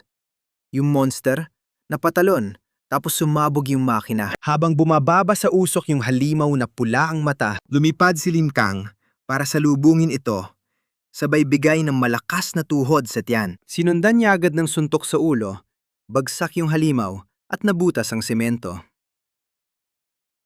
Paglapag ni Hero, may naramdaman siyang mali. Dahil todo bigay ang tama, parang putik ang tinamaan niya. Biglang nag-static yung earpiece niya. Sa wakas, pumasok na sa linya si Jury. Sabi ni Jury, nag-set up daw siya ng pansamantalang command center sa may airport gate. Hinahack daw niya ang mga kamera para manood. Lalo't si Biday walang dalang kamo kahit t-shirt. Pinapalis na ni Hero si Jury, pero ayaw nitong iwan ang partner niya. Dahil na-distract, naisahan ng halimaw si Lim Kang. Tumalsik siya at gumulong sa semento. Buti na lang bawi agad. Sinangga niya yung kasunod na atake at hinagis ang halimaw sa terminal. Sinundan niya sa loob, tapos nakitang lumolobo at nag-iibang mukha ng halimaw. Biglang dumura yung halimaw ng parang tinta. Ang dilim tuloy.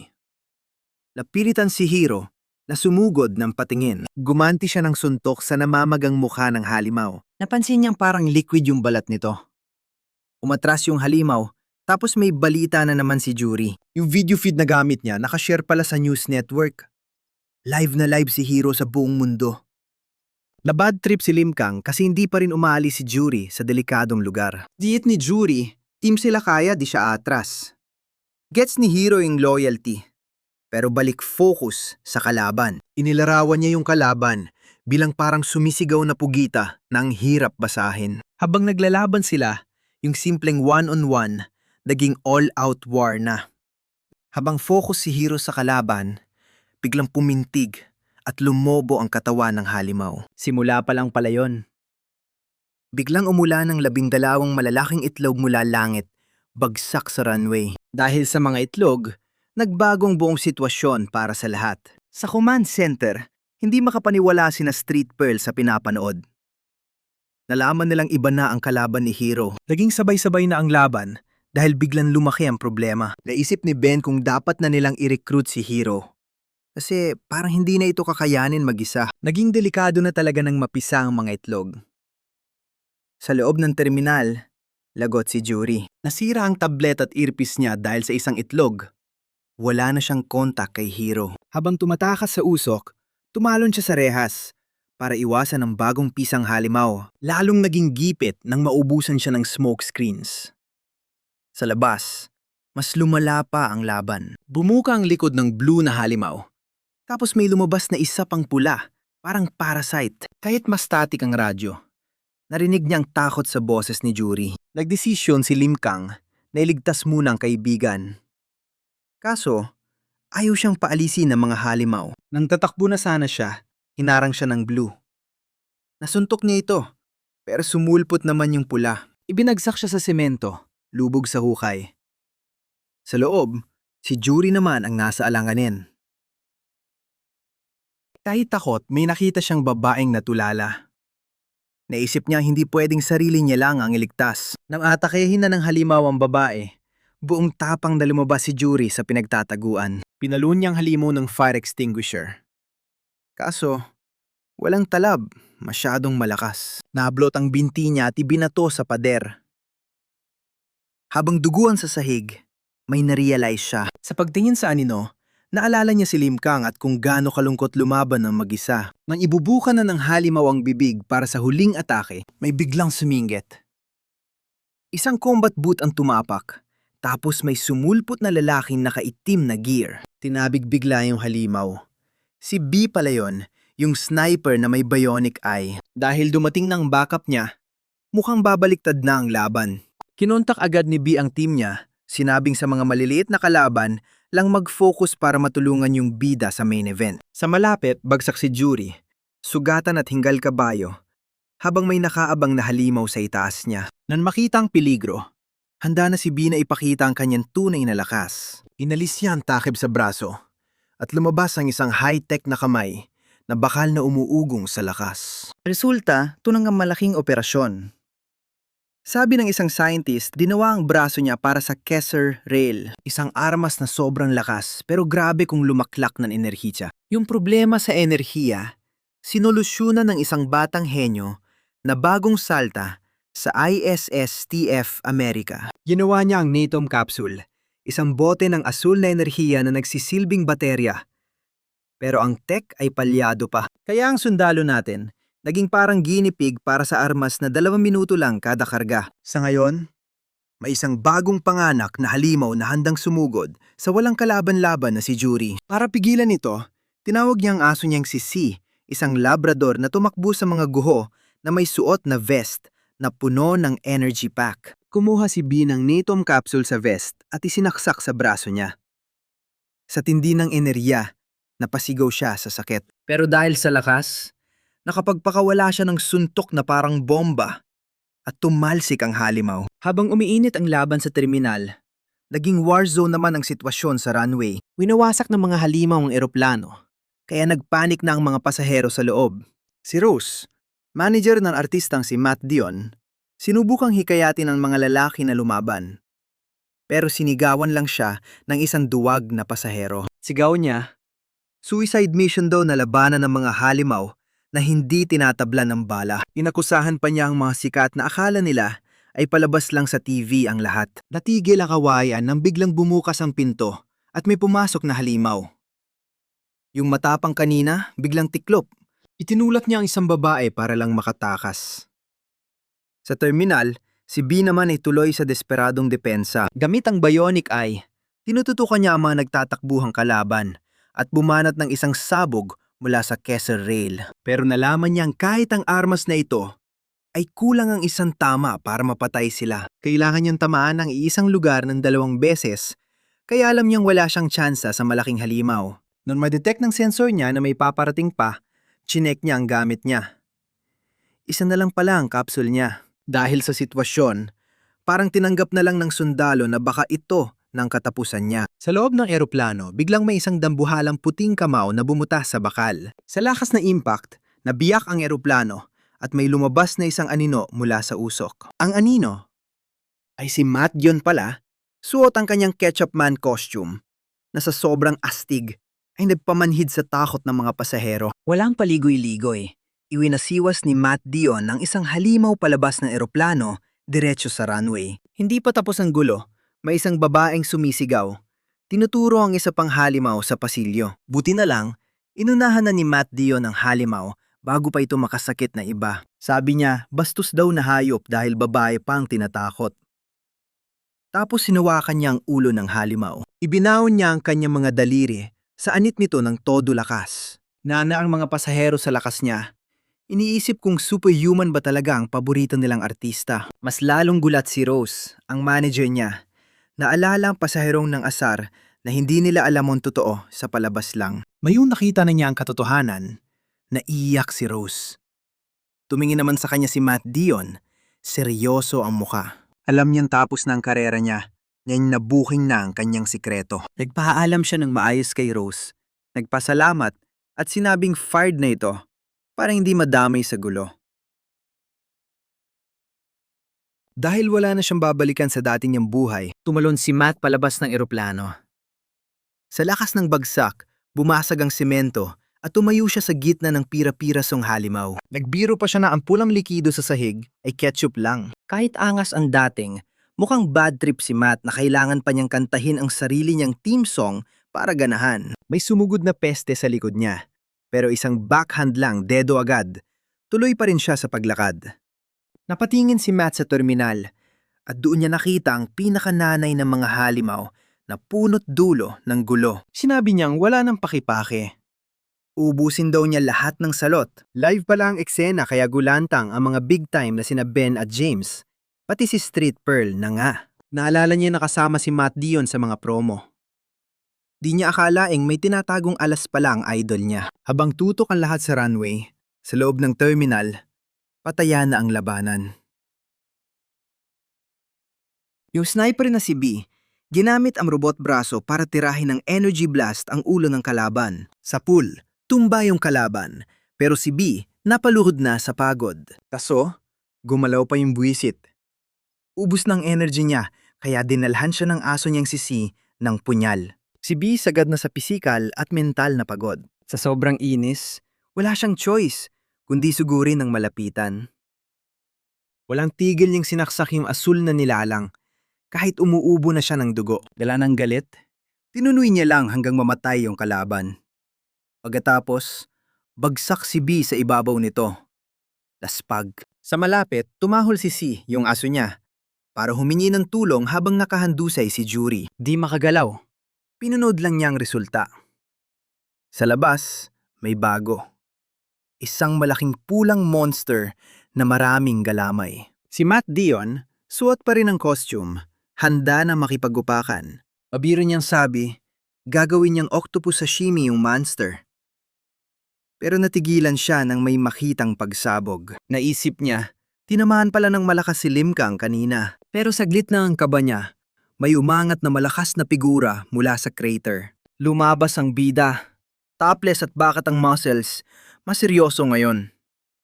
Ramdam ang lakas niya kahit sa malayo. Sa hideout nila, nanonood ng live sina Nani at Danyang, lalong nagiging curious. Nagtaka si Danang bakit parang nababuluktot yung hangin sa screen. Baka raw pressure-based skill yon. Paliwanag ni Nan habang nakang-easy, hindi raw yun technique o special skill. Puro energy lang daw yun ng white hat. Sa sobrang siksik, bumibigat pati oras at espasyo sa paligid. Kaya ang bigat ng paligid. Hinala ni Nani. Baka wala sa sarili ang bida habang lumalaban. Instinct lang daw ang nagpapatakbo sa kanya. Hindi ang isip niya. Sa airport, sinugod ng pulang monster si Lim Kang. Pero ang bida, chill lang hanggang sa huling sandali. Bigla siyang gumalaw ng sobrang bilis. Naging blur na lang ang mga kontra niya. Isang segundo lang, 7 beses tinamaan yung monster. Mula tadyang hanggang tuhod. Tinapos ng bida ang laban ng isang malakas na suntok sa muka. Ayon, tad-tad ng dugo. Hindi makapaniwala si Matt Dion. Kahit siya, hirap sundan ang lakas at bilis nung nakaputing kapa. Sinubukan ng monster na gumanti. Ginamit ang galamay para sakmalin ang bida. Malaking pagkakamali. Nagpakawala si Lim Kang ng lakas na pumunit sa mga galamay. Di na makagalaw yung monster. Kitang-kitang agwat sa lakas kaya lumapit na si Matt Dion. Akala tapos na, pero naudlot ang lahat nang may biglang nagsalita. Lumitaw ang isang maputla, long hair na nakabalabal kasama ang isang parang blob. Sabi ng bagong dating, bitawan nyo yan. Hindi pa kiusap, utos. Gulat si Matt Dion. Nagsalita kasi yung dambuhalang nakapula. Nakakatakot. Kasi kahit halatang hindi tao, di maramdaman ni Matt ang presence niya. Habang litong-lito si Matt, si Lim Kang, focused pa rin kahit inaasar na sila nung puti ang buhok.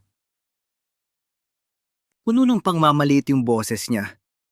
Sinasabing ang arte raw ng mga tao. Pinakita niya agad ang lakas niya. Chill lang niyang binuhat sa ere yung pulang monster. Dahil sa telekinesis niya, Napilitan lang manood ang dalawa habang nagle-lecture pa yung epal. Sa pwesto nila sa taas, kinilabutan si Danang. Naisip niya, yung monster hindi lang nagsasalita. Nakadamit pa at may advanced skills. Isang combo na di pa niya nakikita. Kahit sinangin na laging mayaban na wala ang ngiti. Naging seryoso at malalim ang tingin. Aminado siyang kakaiba ang lakas ng isang ito. Delikado at hindi niya pa nakakasagupa. Kinakabahan siya na baka matigok ang dalawang bida sa Land Dusen. Pinilit tinangi si Danang na ihanda ulit si Jiten sa tarmac kahit labag sa loob nito. Nakatapak yung puti ang buhok sa bugbog na pulang halimaw. Tinatanong kung kilala pa ba siya. Si Matt Dion, pawis na pawis habang nanonood. Napansin niya, triple ang laki ng kalaban sa tao at ang galaw. Hindi tulad ng mga dating ang bangga na puro instinct lang. Unggol lang ang naisagot ng pulang halimaw. Kaya napiko na ang bagong dating. Kahit sinabihang wag nang pumatay, nagalit pa rin siya dahil sa katigasan ng ulo ng nilalang. Sa isang marahas na galaw, sinira niya ang lalamunan ng halimaw at umagos ang dugo sa landusen. Sinabi niyang hindi ito karapat-dapat at tinapon ng bangkay sa kasama niyang lumulutang. Nilamon ng buo ng isang parang blob na nilalang na tinatawag na vanisher ang katawan. Pagkatapos ng patayan, ang nilalang na may puting buhok ay tumitig ng masama sa ating bida. Nangakong aayusin ang lahat para kay Abangan. Dahil sa banta, biglang sumugod na parang kidlat ang ating bida. Nakita ni Matt Dion ang biglaang pagsugod, napasigaw siya at tumakbo para humarang. Pumagit na siya sa nilalang at kay Lim Kang. Gusto niyang pigilan ang padalos-dalos na atake laban sa ganong kalakas na kapangyarihan. Pero habang sinasalo niyang suntok, naramdaman ni Matt na merong talagang mali. Hindi siya pinapansin ng ating bida dahil lumalaban ito ng wala sa sarili. Nagbanggaan ang dalawang bayani sa purong lakas at ang impact ay nagpabitak sa semento sa ilalim nila. Sinubukan ni Matt Dion na labanan ang bigat ng kamao ni Lim Kang pero nabigo siya. Napilitan siyang kalabanin ng sariling kakampi habang nanonood lang ang halimaw. Na mapagtantong walang susuko sa kanila, kapwa ang mga hindi tao o ang kasama niyang wala sa sarili. Napuno na si Matt Dion. Nagsimula siyang magliwanag ng kulay ube. Sabi niya, wawasakin niya ang sinumang hahadlang. Sinuntok niya ng diretso sa mukha ang nakamaskara at ang shockwave ay umalingaw-ngaw sa buong paliparan. Dahil doon, tumilapon ang ating bida na parang bala. Bumangga sa salamin at bakal ng terminal bago huminto daan-daang talampakan ng layo. Na maasikaso ang panloob na banta, ibinaling ni Matt Dion ang atensyon sa tunay na kalaban. Ito'y nakatayo na nakatalikod. May lilang enerhiya at mga parang alikabok ng bituin na lumalabas sa kanyang katawan. Inamin niyang matagal na rin mula nung ginamit niya ang ganitong kalaking lakas.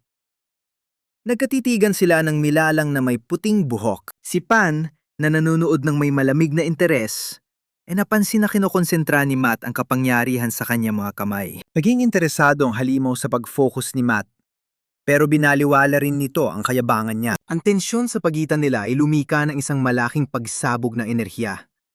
Winasak ang semento ng runway at nagpalipad ng mga tipak sa hangin. Ngunit bago sila magkasuntukan, isang boses mula sa dilim ang tumawag sa pangalang Morel. Dahil sa utos, biglang nagbago ang ekspresyon ni Pan. Handa ng sumunod. Nung makitang aatras ng kanyang mga kalaban, sumugod si Matt Dion na parang kidlat para sa huling banat. Sa kasamaang palad, isang magic circle ang biglang lumitaw sa paanan ni Pan. Napilit ang manood si Matt habang sila'y nag-teleport. Ang kasama ni Pan na si Vanisher ay lumutang at naging isang malaking portal na korteng dikya. Habang umakyat si Pan sa gitna ng asul-berdeng enerhiya, bumisi siya na nakakatakot kay Matt. Inamin niyang minamaliit niya ang lakas nila. Bago tuloy ang mawala, lagiwan si Pan ng isang masamang pangako. Sa susunod nilang pagkikita, mamamatay ang lahat. Nagsara ang portal at naging isang tuldok ng liwanag. Nag-iwan ng katahimikan sa sirang paliparan. Biglang lumipat ang eksena sa ilalim ng madilim na dagat, kung saan si Pan na puti ang buhok ay nakalutang na walang malay. Ang kwento ay lumipat sa 2 ng Oktubre, 2012. Mga ilaw ang sumisira sa dilim, habang ang isang submarino, ang Drew Hill MKT-2, ay bumababa sa kailaliman. Sa loob ng sabungan, ang mga tripulante ay nag-uusap tungkol sa palabas ni Matt Dion. Hindi alam ang malaking matutuklasan nila. Habang lumalampas sila sa 34 at 40 metro, ang chief engineer ay nagpipilosopo tungkol sa pagtuklas, sinasabing mas mahalaga ang proseso kaysa sa resulta. Natigil ang kanyang pag-iisip na magkaroon ng pulang alerto sa radar. Iniulat ng assistant ang isang kakaibang alon mula sa ilalim. Iniutos ng chief engineer na ilakas ang mga ilaw sa pinakamataas. Bumulaga sa kanila ang isang sementeryo ng mga eroplano, barko, at basura sa sahig ng dagat. Ang weird. Napansin ng technician na sobrang baba na nakukuhang sonar reading. Siyam na beses pala siyang mas maliit. Biglang natahuan yung hepe. Di tumatalbog ang sound waves, sip-sip lang sa ilalim. Dahil na-curious ang boss, pinabutas na niya sa mga tauhan. Sa pinakamalalim na parte, habang tulala ang crew, tinamaan ng ilaw ng sub ang isang dambuhalang bakal na nakalubog. Mukha itong isang higanting pinto. Naisip ng hepe na baka yun na ang malamat na Pandora's Box. Matapos ang gulo sa Incheon Airport, nag-aayos pa rin ang lungsod sa tinde ng pinsala. Naging parang giyera sa airport sa loob ng 4 na oras. Pero sabi sa balita, mas malala sana kung di dahil sa ESSTF at sa 2 bigating umeksena. Gulat ang lahat ng gumabasa si Matt Dion, ang bida ng Ketchup Man, ay superhuman pala. Sabi ng talent agency niya, wala raw silang kaalam-alam. Kaya buong mundo, nakaabang sa pag-uwi niya at sa susunod niyang galaw. Sa ospital, biglang nagising ang sniper na si B. Groggy pa, pero nasa tabi niya agad ang hepe. Pinigilan siyang gumalaw dahil nangihina pa. Nang hanapin niya ang aso niyang si C, tinuro ng hepe ang sahig kung saan ito mahimbing na natutulog. Buti na lang, konting galos lang si C. Pero bumigay din sa pagod dahil ayaw iwan ng amo. Malungkot ang update ng hepe. 50 sugatan, 6 ang patay. Kasama roon ang 4 na miyembro ng ISSTF na napatay ng mga halimaw. Buntik na rin daw mamatay si B dahil naubusan ng dugo at nabutas ang baga gawa ng sarili niyang suit. Ang nakapagtataka. Nakaligtas si B dahil lang sa isang bata na nag-first aid sa kanya. Tiniyak na makahinga siya at binalot ng damit. Nang tanungin ng sniper kung nasaan ang bata, sabi ng hepe, malala rin daw ito at nasa ibang ospital. Nakahinga ng maluwag si B. Nagpapasalamat na pareho silang nakaligtas. Samantala, nagising si Jury sa kama ng ospital dahil sa mga nakakagulong alaala. Nagulat siyang si Lim Kang ang nagbabantay sa kanya. Puro benda si Jury at nakasling. Napaare siya ng bahagyang mayanig ni Kang ang kama. Nang medyo okay na, napunta ang usapan sa laban. Umamin ng bida na posibleng natalo talaga siya sa isang di-tao. Paliwanag niya habang nagmamadali siyang iligtas si Jury, bigla siyang tinamaan sa ere ng parang pusit. Sa lakas ng pagkakabagok, wala siyang maalala sa gitna ng away. Nagising na lang siya sa rooftop ng airport. Nakita niya sinasakay si Jury sa ambulansya, kaya sumunod siya sa ospital para masigurong ligtas ito. Habang nanonood ng TV, binalita ang mga bagong advance na nilalang tulad ni Pan at noong parang putek. Nagbabala ang mga eksperto na mas delikado ang mga bagong nilalang na ito na nagdadamit at nagsasalita na nagdulot ng takot sa 2 o 3 bugso ng mga halimaw. Tahimik na pinanood ni Lim Kang kung paano pinatumba ni Ketchup Man ang mga bagong banta. Para sa ating bida, ang makitang totoo, palang superhuman ang idolo niya ay nakapagpamulat sa kanya. Lipat eksena sa isang pasilidad ng gobyerno sa Amerika. Nag-aaway ang iba't ibang ahensya, naguunahan sa pag-iimbestiga sa sikat na aktor. Binasag ni Street Pearl ang tensyon at di pinansin ang mga nagtatalo. Dumiretso siya sa interrogation room. Binati niya si Matt Dion na may seryosong tingin bilang pag-alala sa dati nilang pagkikita. Dahil sa sitwasyon, kahit ang kumpiyansang si Matt ay nailang, di niya inaasahan na ka-level niyang haharap sa kanya. Sa isang pribadong silid, binali ni Street Pearl ang mga patakaran para makausap ang aktor na si Matt Dion. Dahil alam niya ang tunay na lakas nito, nilinaw niyang wala siyang pakialam kung bakit ito nagtago. Pero na-curious siya sa pa-cool na imahe nito. Ang pagka-Ketchup Man niya ay napalitan ng isang magaspang na ugali. Pabalang niyang sinabi na wala siyang oras sa kalokohan at itanong na lang daw ang sadya nito. Ang usapan nila ay mahigpit na binabantayan ng mga opisyal.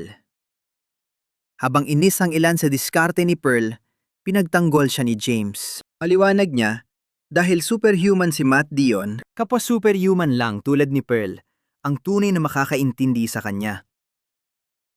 Nagiba ang usapan nang umamin si Matt na hindi siya nagsisi sa pagtatago ng sikreto niya at wala siyang responsibilidad na iligtas ang mundo. Ang prangkang sagot na ito ay kinagulat ng mga opisyal at natauhan si Pearl na mali ang basa niya sa kanya. Akmang alis na siya dahil parang walang pupuntahan ng usapan.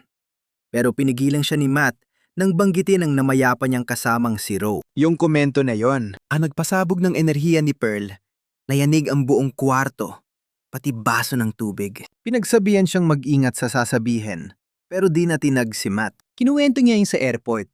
Nakausap daw niya yung higanting inhuman na si Pan. Matalino pala at mayabang. Sabi ni Matt, kahit sanay na siyang lumaban sa mga yon, ibang level na daw tong mga bago. Kahit dehado yung hero na may puting cap, umatras din ang mga inhuman. Pero may iniwang mensaheng nakakatakot. Sinabi ni Matt kay Pearl na hindi lang yun simpleng banta. Parang sinasabi nilang sigurado na mamamatay lahat ng superhuman. Gulat sina James sa narinig. Sabi ni Matt, dati bara-bara lang sila sumugod. Ngayon, may utak na, may plano na. Kapag nagtagumpay ang mga inhuman na yan sa mga watak-watak na superhuman, katapusan na ng mundo. Alam ni Matt yon, pero ayaw pa rin niya magpasa ilalim. Tinanong ni Pearl kung ayaw niyang lumaban. Sabi niya, lalaban siya. Pero ayaw niyang sumali sa team o sa gobyerno. Mayabang siyang tumayo. Solo flight daw siya at huwag na siyang guguluhin. Biglang sumulpot si Ben. Nagbiro na kailangan ng manager sa pagiging official superhuman. Nagulat si Matt nang ipakilala ni Ben ang isang pamilyar na mukha. Pumasok si Rose, yung manager na tinanggal niya para protektahan.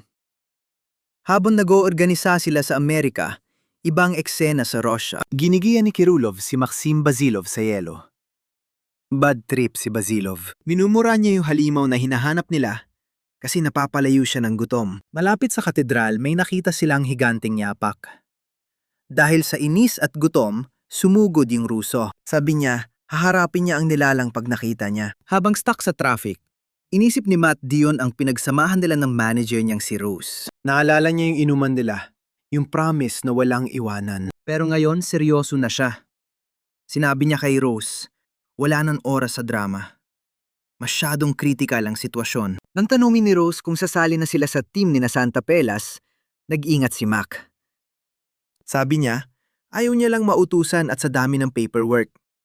Masyado niyang gusto kalayaan niya. Pero inamin din niya, kailangan magkaisa ng mga superhuman para manalo sa giyera. Samantala sa Rusya, nakarating na sina Kirillov at Maxim Bazalov sa katedral. Nagtaka sila bakit buo pa rin ang pinto, kasi usually sinisira lang yan ng mga halimaw. Nang buksan ni Bazalov ang malaking pinto, pumasok sila sa madilim na lugar na amoy dugo.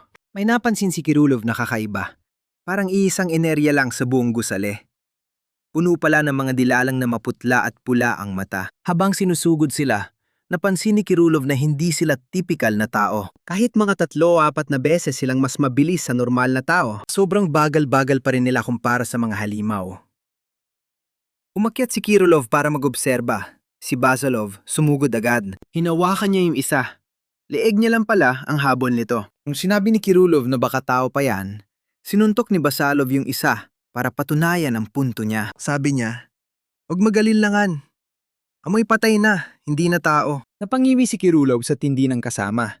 Nagsorry siya at sumali na rin para linisin ang katedral. Siguradong may inhuman na nagkokontrol sa malapit. Lipat tayo sa ospital sa Korea. Pagigising ni Jury, nakita niya si Lim Kang, himbing na natutulog sa tabi ng kama niya. Nanonood si Jury ng balita. Ang daming patay sa Russia, gawa daw ng mga inhuman. Parang guguho na ang mundo. Kinabahan si Jury, may masamang paparating. Balik sa Rusya. Nakatayo si Bazalov sa tumpok ng bangkay. Dismaya sa naging laban. Tumingala siya at may nakitang nakabalabal na figure, nakabitin patiwarik sa isang biga. Nasa taas. Alam niyang itong mastermind kaya sinabihan niya itong bumaba. kundi lagot. Walang imik na binitawan ng figura ang pagkakahawak niya at lumagapak sa sahig. Angas ng lapag, parang tigre. Pagharap sa dalawa, bumungad ang nakakatakot na pulang mukha nito. May sungay at balute. Simula na ng mas delikadong bakbakan. Magkatabi lang si Clive at Maxim Basilov. Kalmado niyang pinag-aralan yung nilalang sa altar. Napansin ni Curliv, hindi naman pala ito ganun kalaki. Tingin niya mas maliit pa kay Basilov. Kakaibang forma, nakaitim na kapa at pulang maskara. May mga parang pakpak ito, kaya napaisip si Curliv kung paniki ba to o baka bagong version ni Dracula. Lalo siyang naghinala dahil sa mga duguan at laspag na kagat sa mga biktima. Ito sigurado ang punot dulo ng mga vampira dito. Dahil malaki ang nakataya, humarang si Basilov at sinabihan ng kasama na huwag sumabay. Naisip niya kapag nakagat sila, wala nang balikan. Game over.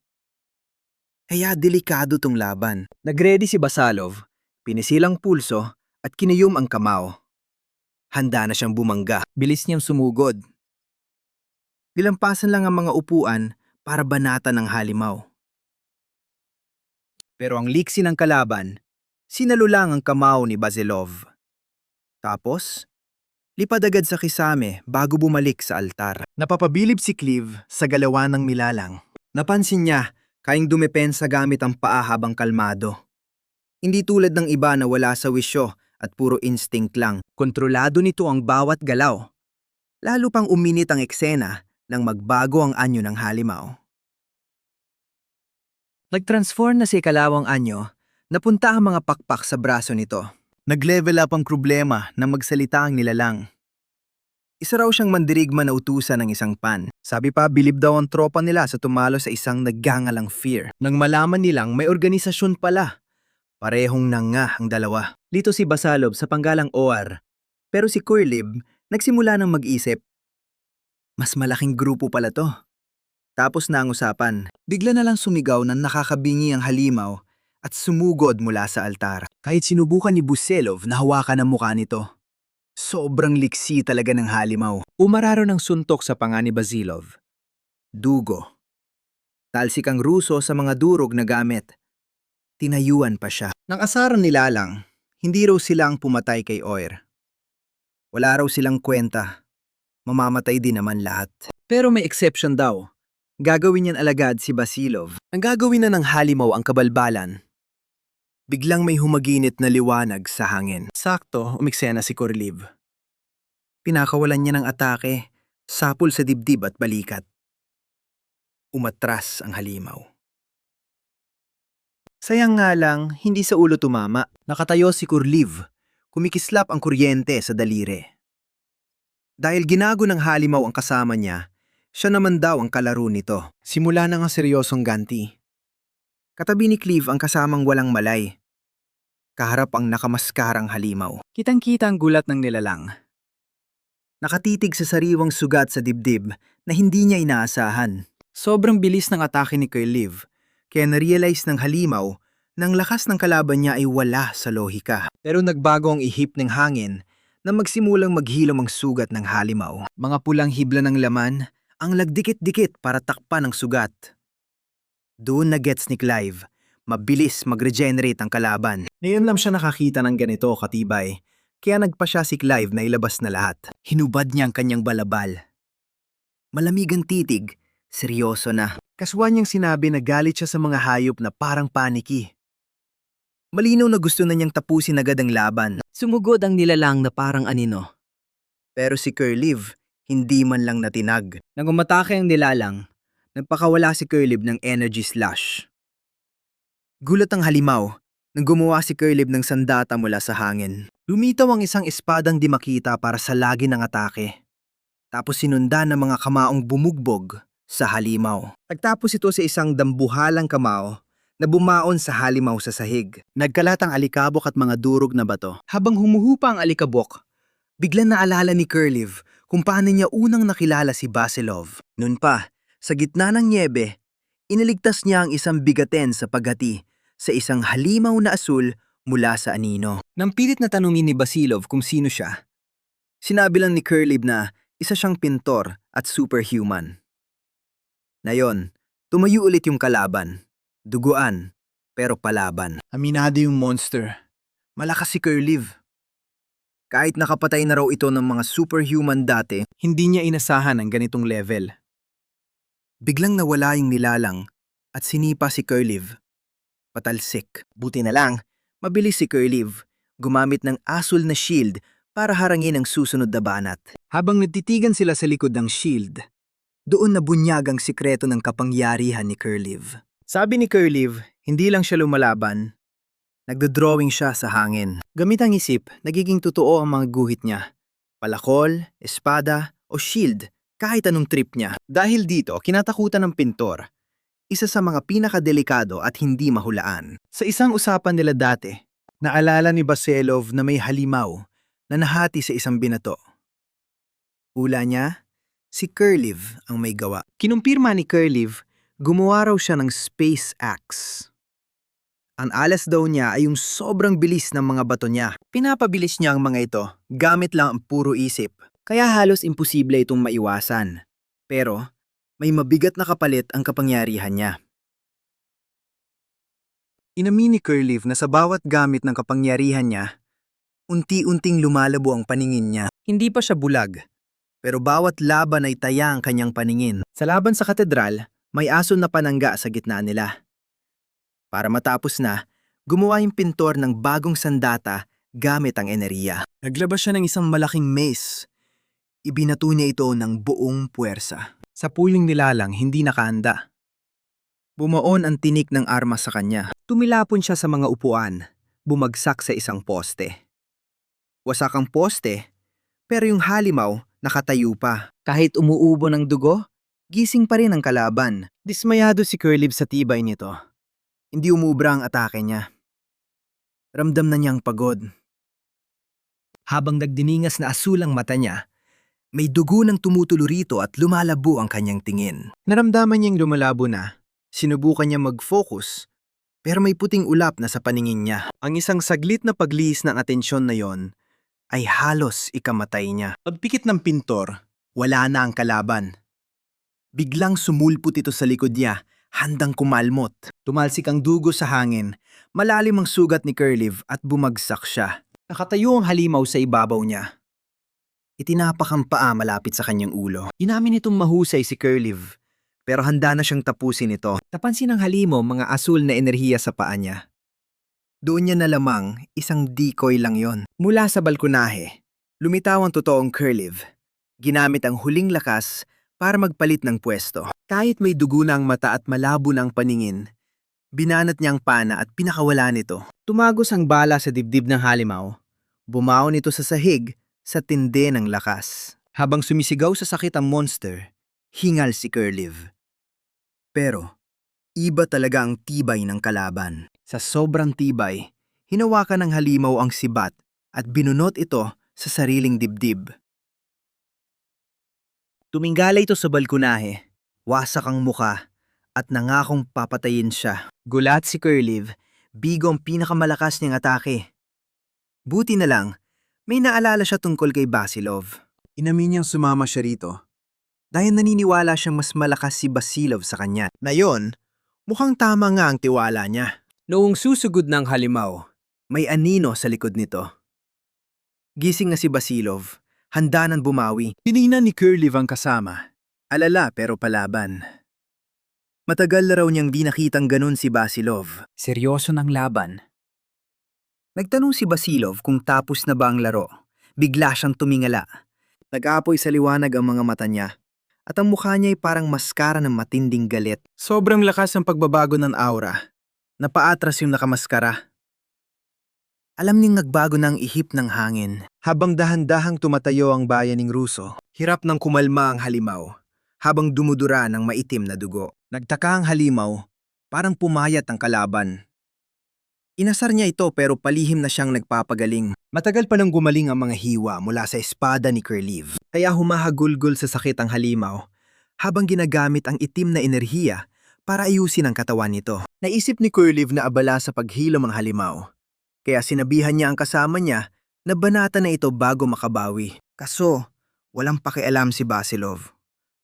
Baliwala raw ang paghilom ng halimaw. Kampante siya dahil sa kakaibang skill niya, ang mabilis na pagtunaw. Sa isang flashback, pinag-usapan nila kung paano nito pinalalakas ang katawan ni Basilov. Lumalakas ang paningin at bilis ko pag tinutunaw ng katawan ko ang taba. Pero hindi ito basta-basta nagagawa. Kailangan niya ng malakas na kalaban para matrigger ito. Ibig sabihin, mas lumalakas ang loko pag dehado o sagad na ang katawan niya. Hanggang ngayon, wala pang nakakapiga sa kanya para ilabas ang tunay niyang galing. Sa kasalukuyan, naramdaman ng halimaw ang pagbalik ng lakas nito at sumugod kay Basilov ng pasigsag. Pero walang epekto ang bilis ng halimaw. Madali lang nasundan ni Basilov ang galaw at sinunggaban ang sungay nito. Mayabang niyang binati ang halimaw. Ito raw ang unang kalaban na nagpasagad sa digestion niya. Nasa ibabaw ng halimaw si Basilov. Umuusok sa init ang katawan niya at naglalakihan ang mga muscle. Bumanat ng suntok si Basilov. Sa sobrang lakas, winasak ng shockwave ang lahat at tumalsik ang halimaw sa pader. Takot at duguan. Nalaman ng halimaw na mamamatay ito kung mananatili sa lupa. Sa pagkadesperado, naglabas ito ng 2 pakpak at binasag ang mga bintana ng simbahan. Lumipad ito patungo sa maulang kalangitan. Gulat na napanood ni Kiralev ang pagtakas ng halimaw. Pero saglit lang yon. Tumalon si Basilov ng buong lakas, binasag ang saig para habulin ang halimaw. Sa isang iglap, naabutan ng Ruso ang nilalang sa ere. Habang nanginginig sa takot ang halimaw, binigyan niya ito ng huling malakas na suntok sa ulo. Sinasabing galit siya sa mga ito. Buti na lang, naprotektahan ni Kirlev ang sarili sa shockwave. Pero muntik pa rin siyang matumba habang bumabanat si Basilov ng malakas na suntok mula sa itaas. Ang init mula sa mga muscle niya ay nagpayanig sa buong gusali. Hindi kinaya ng struktura. Habang tumutulo ang dugo ng talunang halimaw, nagsimulang bumagsak ang kisame. Napasigaw si Kirlev na umalis na sila agad. Paglabas nila sa malakas na snowstorm ng Russia, lumayo ang dalawa habang tinatakpan ng niebe ang kanilang bakas. Alam ni Kirlev na matibay ang kalaban, pero kinakabahan pa rin siya. Tininan niya kung may kagat ang kasama. Alam niyang nakakahawa ang kagat ng inhumin. Pero mas problema ni Basilov ang gutom niya kaysa sa mga sugat. 2 araw na siyang di kumakain para paganahin ang skill niya. Kaya mainit ang ulo at gusto nang kumain. Habang naghahanap sila ng pagkain, lumipat ang eksena sa isang madilim na kwarto, kung saan may mga inhume. Isang nilalang ng pangalan ay Moral, ang nagsabi sa leader nilang si Pan na ang inhun na si Grab ay malamang patay na. Halatang inisipan dahil sinabi niya na iwasan muna ang gulo habang naghahanap ng ore. Kahit may nawala, hindi pa rin nababahala ang mga inhumane. Pinapayuwatig nilang hindi hadlang sa plano nila ang pagkamatay ng isang alipores. Sa Korea naman, bumalik ang focus kay Lim Kang. Si Yuri ay nakalabas na ng ospital at paika-ikang umuwi gamit ang saklay. Nakakas pa rin ang mga binti niya. Kahit masaya siyang nakauwi, may trauma pa rin siya sa nangyari sa airport. May nakita siyang sticky note mula kay Lim Kang sa isang kawali. Sinasabi doon ay pinagluto siya ng bida ng fried rice bago pumasok. Kahit tatat si Yuri, ang totoo, hindi masarap ang pagkain. Pagkasubo niya, nalamang panis na pala ito. Pinagpawisan siya at nasuka habang namumutla. Sa Soyun High School, si Lim Kang ay abala sa buhay estudyante. Yung mga kaklase niyang sina Debang at Shanghai, sinusubukang magpalibre ng tanghalian sa kanya. Pero kalmado lang ang bida at sinabing wala siyang pera. Habang naglalakad, pinag-uusapan nila ang nangyari sa airport. Sabi ni Shanghai, kinakabahan siya dahil parang ang lakas ng mga inhumane. Baka kahit si Ketchup man ay talo. Dahil umalis lang ang mga halimaw at hindi natalo, takot silang baka magunaw na ang mundo. Pero umasa si Shanghai sa hero na Whitecap. Pinaalala niya sa tropa na may mga nagbabantay sa kanila sa Korea. Tahimik at seryosong nakikinig lang si Lim Kang. Poker face lang siya habang naririnig ang tiwala sa kanya ng mga kaklase. Sa apartment, hirap pa rin si Yuri. Binabagabag pa rin siya ng mga bangungot dahil sa nakita niyang nilalang. Nagdataka siya paano nabubuhay ng normal si Lim Kang habang pasan ang laban sa mga ganoong halimaw. Habang nakatanaw ang bida sa langit mula sa bintana ng eskwelahan, iniisip niya kung sino ba talaga siya at ano ang papel niya sa magulong mundong ito. Naghahanap ng sagot, Dinukot ni Lim Kang ang isang gusot na papel, isang business card ng Submo Martial Academy. Nang makita ang pangalang Elmu, naalala niya yung paligsahan at ang matandang si Obang Won na may mga tanong daw siya. Dahil tinangay ng matanda ang trupeo at naglaho, naalala ng bidang utos na hanapin siya sa bundok Yampo. Naputo ng pag-iisip niya nang lumapit sina Debang at Chang Rial. Para di mahuli, tinago niya agad ang card. Nagdahilan siyang may bigla lang siyang naisip. Pagkagabi sa apartment, nagpapagaling si Jury.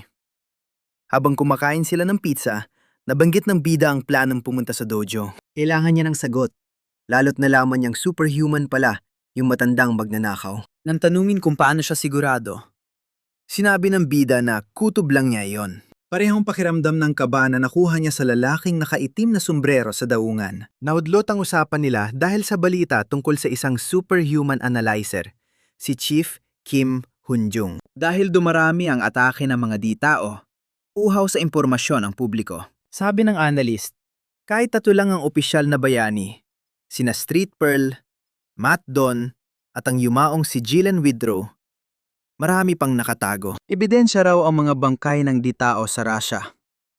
Pero babala niya, hindi lahat ng superhuman ay kakampi. Itinuro niya si Black Hat at ang kasama nitong nakapula bilang mga posibleng kalaban. Delikado raw sila sa mundo.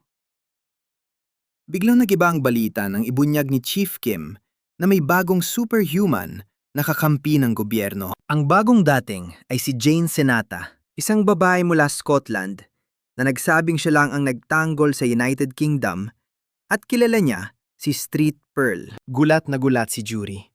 Pero iniba ng reporter ang usapan patungo sa White Cap ng Korea. Pinagpawisan sina Lim Kang at Jury dahil sabi ng analyst, alam na niya kung sino ang bayani. Pero nawala rin ang kaba. Naging katawa-tawa na sabihin ng chief na ang White Cap ay babae sigurong nasa 40s o isang dayuhan. Dahil mali lahat ng hula, natahimik na lang sila. Nalaman nilang walang alam ang mga eksperto sa bida. Hinaumagahan, nakatracksuit na ang bida, handang pumunta sa bundok Yang Phone. Ayaw sanang isama ni Lim Kang ang sugatang kaibigan. Pero nagpumilit si Jury. Sabi niya, masyadong bata ang bayani para harapin ang mandulokong si Obang Won. Kailangan daw ng kapwa manduloko para matalo ito. Ayon sa kanilang plano, pumalis sila papunta sa bundok para bawiin ang tropeo at alamin ang sikreto ng matanda. Nakaupo sa isang bus stop. Kitang-kita sa mukha niya ang pagod sa mahabang biyahe. Dahil sa tagal ng biyahe, tinanong na niya kung gaano pa kalayo. Tiningnan ni Jury ang phone habang inaayos ang cast niya. Malapit na raw sila kung abutan nila ang huling bus. Bagsak ng katawan ng bida dahil hindi pa siya nagalmusal. Malaking problema yon sa taong kumakain ng 4 na beses sa isang araw. Habang naghihintay, naiinis na si Jury sa tanawin ng bukid at bundok. Dahil walang tindahan, nagbiro siyang baka kailangan nilang manghuli ng isda. Pero nagduda si Lim Kang. 40 minutes na raw sila. Pero tiwala pa rin si Jury sa nabasa niyang blog post na yun lang daw ang ruta papuntang Mount Yungpo. Ang biyahe ay pagsubok ng pasensya, siksikan sa tren, lakad saklay sa siyudad, at walang hanggang biyahe sa probinsya. Nabasag ang katahimikan ng ugong ng makina. Buti na lang para kay Jury, may bus na sa wakas sumulpot. Pag-akit nila, kinumpirma ng super na pabundok Yangpo nga sila. Sabi ni Manong, gigisingin na lang sila pagdating sa dulo para makapahinga bago ang huling akyatan. Habang yugyog ng yugyog ang bus sa mga palayan, biglang naging seryoso ang kanilang usapan. Binala ni Jury si Lim Kang na delikado ang kanilang haharapin dahil hinala nila'y superhuman at magnanakaw yung matanda. Sinabihan ni Jury ang bida na maging alerto. Pero nakakagulat na kalmado lang ito. Inamin niyang kahit di kilala yung lolo, pakiramdam niya'y hindi ito masama. Habang nag-uusap, isang balita sa TV ang kumuha ng atensyon nila. Ang nasa balita ay si Jane Senata na nagbibigay ng matinding babala sa mga paparazzi. Dahil kakampi na siya ng gobyerno, nagbanta siyang sisirain ang anumang gamit na pang-espiya sa kanya. Maya-maya, inanunsyo ng driver na naroon na sila. Bumaba ang dalawa para simulan ng akyat at agad nakita ang isang karatula. Dumipat ang eksena sa malayong Amerika kung saan buhay na buhay pa rin ang city skyline. Sa isang madilim na kwarto, ginising si Street Pearl nang nag-vibrate niyang phone, isang emergency call mula kay James sa lab. Kahit nagsorry to sa pagising, ibinalita ni James na may malaki silang nalaman. Nakuha na nila sa wakas ang CCTV data mula sa cruise ship at na-isolate na ng mga teki ang eksaktong lokasyon ng gulo. Ayaw ni Pearl maghintay pa ng umaga. Tinabig niyang kumot at agad na kumilos. Determinado siyang suriin ang footage kasama ang team. Alam niyang bawat segundo ay mahalaga. Balik sa Korea, pahirap na ang akyatan. Nagsimula na magsulat si Yuri sa kanyang journal. Isang ugaling minana sa kapatid na itala ang lahat. Sinabi niyang ang daan pa Submartial Academy ay parang para sa hayop. At ito na ang pinakamahirap niyang naranasan. Kinailangan nilang tumawid sa sapa at dumaan sa isang delikadong tulay na nakabitin. Dahil sa kanyang injury, pakiramdam ni Yuri ay pabigat siya. Pero inamin niyang di niya kayang iwan ang binata. Nagsisimula na siyang mataranta kapag nawawala sa paningin niya si Limkang. Kung ano-anong masama ang naiisip. Pagkatapos nilang suungin ang isang kuwebang mukhang pang-horror, sulit din ang kanilang pagod. Isang tradisyonal na gate na akademya ang bumungad sa kanila, hudyat na nakarating na sila. Samantala sa American Lab, pumasok si Street Pearl. Napatingala sina James at Ben mula sa monitor. Parehong seryoso ang mukha. Binalitaan siya ni James na habang papunta siya, natukoy na nila ang dalawang camera angle sa pwesto ng bangkay ni Galen Withrow. Pero binalaan niya itong may kakaiba sa footage na tila may malaking problema sa digital records. Gulat na nanood si Street Pearl habang inuutusan ni James si Ben na ipakita ang data sa main screen. Ngayon naroon na si Pearl, nagbigay ng mabilis na paliwanag si Ben habang abala sa pag-type. Binuksan niya ang CCTV footage mula sa banquet hall ng barko, kung saan nangyari ang bakbakan. May 6 na anggulo sa screen, pero tinutok ni Ben sa anggulo 2 at 5, kung saan lang nakita ang katawan ni Galen Withrow. Inayos ni James ang kanyang salamin habang pinapawisan ang muka. Halatang kinakabahan sila. Dahil malabo ang angle 2, sa ikalimang camera sila nag-focus. Napansin ni Ben ang sira sa video ay hindi dahil sa technical na problema, kundi dahil sa matinding enerhiya mula sa laban ni Pearl. Itinuro niya ang kanilang pansin sa digital timestamp sa ibaba ng screen. Pagsapit ng Enero taong 48, biglang naglaho ang bangkay ni Galen Withrow. Tulala ang 3 sa mga blankong monitor. Taningkit ang mga mata ni Pearl. Alam niyang hindi ito simpleng pagkawala lang. Masyadong malabo ang kuha, kaya inutusan niya si Ben na i-replay ito sa pinakamabagal na setting. Sa 0.1x speed, doon nagsimulang lumabas ang hiwaga. Isang malabong after image ang dumaan sa bangkay. Agad napansin ni Pearl ang anomalya at pinahinto ito. Nag-zoom in si Ben hanggang sa kaya ng resolution. Lumitaw ang isang mabilis at baluktot na figura na nakatayo sa ibabaw ng katawan. Itinuro ni James ang isang bucket hat habang napansin ni Ben ang mahabang buhok at Amerikana. Sigurado na si Pearl kung sino ito. Hindi siya makapaniwala sa bilis ng salarin.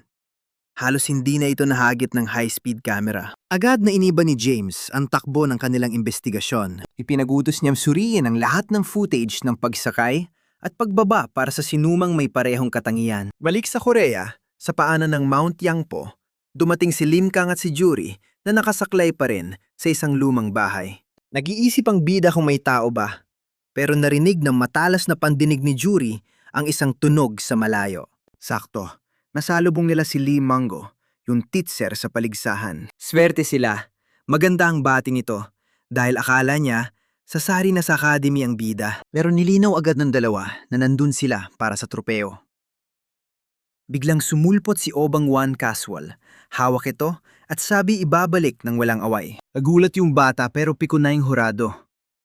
Sinermunan niya yung matanda dahil pinagod pa sila para sa tropeo. Papakels lang si Obang Wan. Nagsorry siya ng pilit, kesyo klepto raw. At pinalayas na sila. Habang papalayo ang matanda sa bangin, mas lalong gustong malaman ng bida natin ang totoo. Kaya sinundan niya ang maestro hanggang sa dulo ng bangin. Tinanong siya ng matanda kung ba't siya sunod ng sunod. Seryosong sumagot si Limkang. Inamin niyang kahit superhuman daw siya, di niya alam kung sino ba talaga siya. Nakikinig lang yung maestro, tapos dumampot ng bato. May pa-challenge si Obang Won. Tinanong niya kung masasala ng bida ang bato bago pa ito bumagsak. Bago pa makasagot ang bida, Binatunan ng maestro ang bato ng buong lakas. Gulat pa ang bida sa hagis. Bigla namang umikot ang matanda. Bigla siyang sumipa. Tinamaan si Jury na walang kamalay-malay kaya ito nahulog sa bangin. Nang makitang nahulog si Jury, kumilos agad ang bida na parang kidlat. Habang gumabagsak ang handler, tumalo ng bida mula sa gilid. Sinira pa niya yung bato sa paa niya sa sobrang lakas. Pinabilis niya ang pagbagsak para habulin ang kaibigan. Para makontrol, kumapit siya sa pader ng bangin. Ibinaon niya ang mga daliri sa bato para magpreno. Umepekto ang pagpreno niya, kaya nasali niya si Jury na knockout na sa ere. Hawak ang kaibigan, sinuntok niya ng kabilang kamay ang bangin para huminto sila sa pagbagsak. Habang nakasabit, nakita niyang hinimatay sa takot si Jury. Inakit niya agad pabalik ang walang malay niyang kasama. Naginit ang ulo ni Lim Kang at tinitigan ng masama ang matandang guro. Tinanong niya kung anong trip ng matanda. Pero cool lang si Obang Juan, tinanong pa kung gusto siyang labanan. Nung nag-hesitate ang bida, tinawag siyang mayabang at tanga ng guro. Sinesermunan pa siya. Mahina raw kapag inuuna ang matanda, habang delikado ang kaibigan. Pagiging iresponsable daw yon. Parang lataraw na walang laman ang puso ng bida. Nagkukunyaring nakikipag-away sa mga ayaw niyang kalaban. Nagbigay siya ng huling warning. So galing niyang yon, baka mamatay siya ng maaga. Natigil ang gulo ng mapansin ng bida na hindi na humihinga si Jury. Nagulat din ang matanda. Biglang nawala ang angas niya at tumakbo para tumulong. Walang ambulans siyang darating doon. Kaya sila na lang ang nagmasahe sa binti ng handler para mabuhay ito. Buti na lang, gumana. Lumipat ang eksena sa tahimik na akademya sa gabi. Sinubukan ni Lim na i-welcome sila. Binigyan pa ng uniforme. Pero si Jury, walang gana. Nakaupo lang na may benda at maskara. Malungkot na sinabi ng handler na wala siyang balak mag-aral ng martial arts. Nang tanungin si Lim Kang, sabi ni Jury, matigas daw ang ulo nun at nang huli na ng baboy ramo. Naging awkward. Dinipensahan naman ni Munggo ang master. Delikado man daw tingnan, nakikita niya ang future, kaya alam niyang ligtas. Ikinuwento ng instruktor ang totoong kwento ng akademya. Karamihan daw sa kanila ay mga itinakwil na. Kinuha sila ng guro nung wala na silang mapuntahan. Para kay Mo, mabuting tao siya, kahit medyo magdanakaw. Tahimik daw ngayon kasi, ang ibang 10 estudyante ay nasa 2 araw na training trip. Kahit duda pa si Jury dahil sa mga sugat niya, positive pa rin ang instructor. Training daw na mahirap, pero masaya. Kahit na trauma, sinulat ni Jury sa diary niya na the worst ang guro. Pero inamin ding medyo interesting ang nangyayari. Nagkita ang sikat na Scottish superhuman na si Jane Sonota at si Street Pearl. Sa una, puro biro at pa-charming lang si Jane. Dahil sikat siya, pinagkaguluhan sila ng waitress. Pero pinatigil agad ni Pearl ang gulo at tinanong kung ano talaga ang pakay niya. Napilitan si Jane na alalahanin ang nangyari bago ang trahedya sa Opera cruise ship. Ang panahon na hindi niya naipakilala si Pearl sa isang superhuman na parang kapatid niya, si Soy. Sinabi ni Jane na may nakita si Soy sa Europe. Isang eksenang babago sa lahat ng alam nila tungkol sa lahi nila. Isang gabi, nakita ni Soy ang isang malaking lalaki na asulang buhok na brutal na sinasakalang isang biktima. Dahil sanay sa laban si Soy, naramdaman niyang superhuman din ang killer. Hindi lang ang pagpatay ang kinabahala niya, kundi pati na rin ang katotohanang kayang durugin ng lalaki ang leeg ng tao. Gamit ng isang kamay, di kaya ng ordinaryo yan. Buti na lang, biglang pumasok sa eksena si Soy. Tumalon galing balkonahe para sa isang flying kick, pero nasangga agad ng killer ang atake gamit ang braso.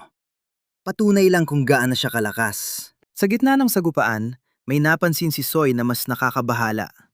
Ayaw bitawan ng killer yung bangkay. Imbes na makipaglaban, tinangay na lang ang salarin ng bangkay at tumalon para makatakas.